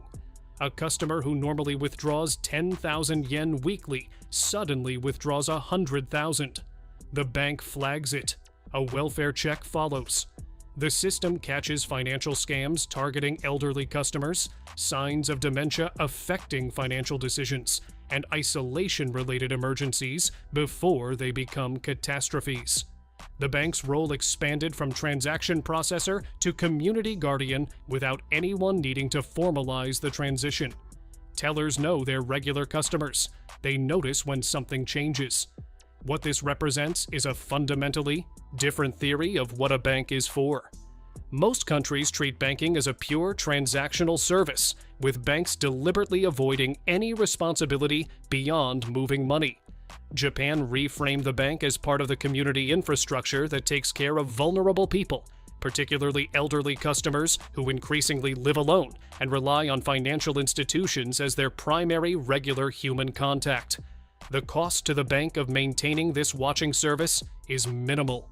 The benefit to elderly customers and their distant families is profound. Adult children working in Tokyo know that their parents' bank in a rural prefecture is keeping an eye on things. Scammers find Japan a hostile environment for elder fraud because the bank itself is paying attention. The whole financial system absorbed a small protective responsibility, and the country became safer for its most vulnerable members. Number 5. The neighborhood without a trash day. In many Japanese residential areas, a system called Gomi Suteba distributed waste collection points within walking distance of every home. Residents bring their trash directly to designated spots on specific days, pre-sorted into multiple precise categories. The categories are stringent: burnable, non-burnable, PET bottles, cans, paper, glass, and several more. What this replaces is the curbside collection that defines most Western cities. No trucks rumbling through quiet streets at dawn. No bags accumulating in front of houses overnight. No animals tearing through plastic. The trash arrives at the collection point already sorted, contained, ready for efficient processing. Recycling rates in neighborhoods using Gomi Suteba exceed 80%. American cities with single-stream curbside recycling typically achieve 30% at best, with massive contamination that often sends entire batches to landfills anyway. The Japanese system requires more effort from residents and produces dramatically less work for the community overall. Every yen of additional citizen effort saves multiple yen in municipal cost. The system works because Japanese neighborhoods agreed collectively to maintain it. Each new resident learns the schedule and the sorting rules. The collection point itself stays clean because residents take pride in their neighborhood appearance. The whole infrastructure of waste management operates with less truck traffic, less noise, less environmental damage, and less municipal expense. Most countries chose convenience over effectiveness and have been paying for that trade ever since in landfill volume, climate impact, and budget strain. Number 3. The school that walks itself. Japanese elementary schools require children to walk to school in organized neighborhood groups called Todan, the commute group. Older students lead, younger students follow. Volunteer adults stationed along the route watch over the procession. No buses, no parents dropping kids at the gate. Just children walking together every morning, every afternoon, every school day for 6 years. What this produces is remarkable. Children develop physical fitness without anyone scheduling exercise. They form friendships across age groups. They learn route navigation, weather adaptation, and the responsibility of leading younger children safely through public space. By age 12, a Japanese child can navigate complex urban environments independently in ways most American teenagers never quite manage. The community benefits are equally substantial. Adults stationed along the route become familiar to every child in the neighborhood. Households along the path develop relationships with the children they see every day. Crime against children drops because criminals encounter neighborhoods where every adult knows every child by sight. Most American children get driven to school in cars, dropped at the curb, and picked up the same way. No exercise, no friendships forming along the way, no independence developing. Japan recognized the walk itself as part of the education. Number 2. The bath that is also a social institution. The Sento, the Japanese public bathhouse, still operates across the country as both a hygiene facility and a social institution. For roughly the price of a coffee, anyone can enter, wash at small stations, and soak in large communal pools alongside neighbors. The bath cleans the body. Everything else happens during the soak. What occurs in a Sento isn't private. People recognize each other across the water. Children swim with grandparents. Old men sit in the same corner for 30 years. The water is shared. The space is shared. The vulnerability is shared because nobody is wearing anything that signals status or wealth. Research on regular Sento users shows dramatically lower rates of social isolation, stronger neighborhood connections, and better long-term mental health outcomes than comparable residents who don't visit. The bath does something the rest of the neighborhood's social infrastructure can't quite replicate. In a Sento, the performances that structure modern social life become impossible. The expensive clothing is gone. The phone is gone. The professional persona is gone. What remains is bodies in warm water alongside neighbors. The conversations get realer. The friendships deepen faster. Number 1. The invisible agreement that holds everything up. Underneath every idea on this list runs a single, deeper principle that Japan figured out, and most countries haven't. It's the agreement that shared spaces are everyone's responsibility, carried not by law but by individual decision, sustained not by enforcement but by collective participation. A commuter picks up litter that isn't theirs. A driver moderates their volume out of consideration for sleeping neighbors. A shopkeeper sweeps the sidewalk beyond their property line. None of these actions seeks recognition. They simply reflect a deeply internalized understanding that the community functions because each person treats public space as if they personally owned it. There's no document mandating any of this, no penalty for ignoring it. The standard exists because it's passed quietly between generations through observation. Children watch adults. They absorb the standard. They become adults who model it for the next generation. What this produces, multiplied across 125 million people, is a country that functions in ways pure infrastructure cannot achieve. Streets stay clean without armies of workers. Trains run on time partly because passengers cooperate. Public spaces remain pleasant because nobody decided alone to spoil them. Japan kept the agreement. generation after generation. The result is a society that works in ways the rest of the world doesn't quite understand. What if the smartest thing any country ever built was the quiet decision to treat the place we share as something worth caring for? If something in this video made you stop and rethink how everyday systems could actually work, hit subscribe so you don't miss what's coming next. Ring the bell so it actually shows up in your feed. Drop a comment telling me which idea hit you the hardest. See you in the next one.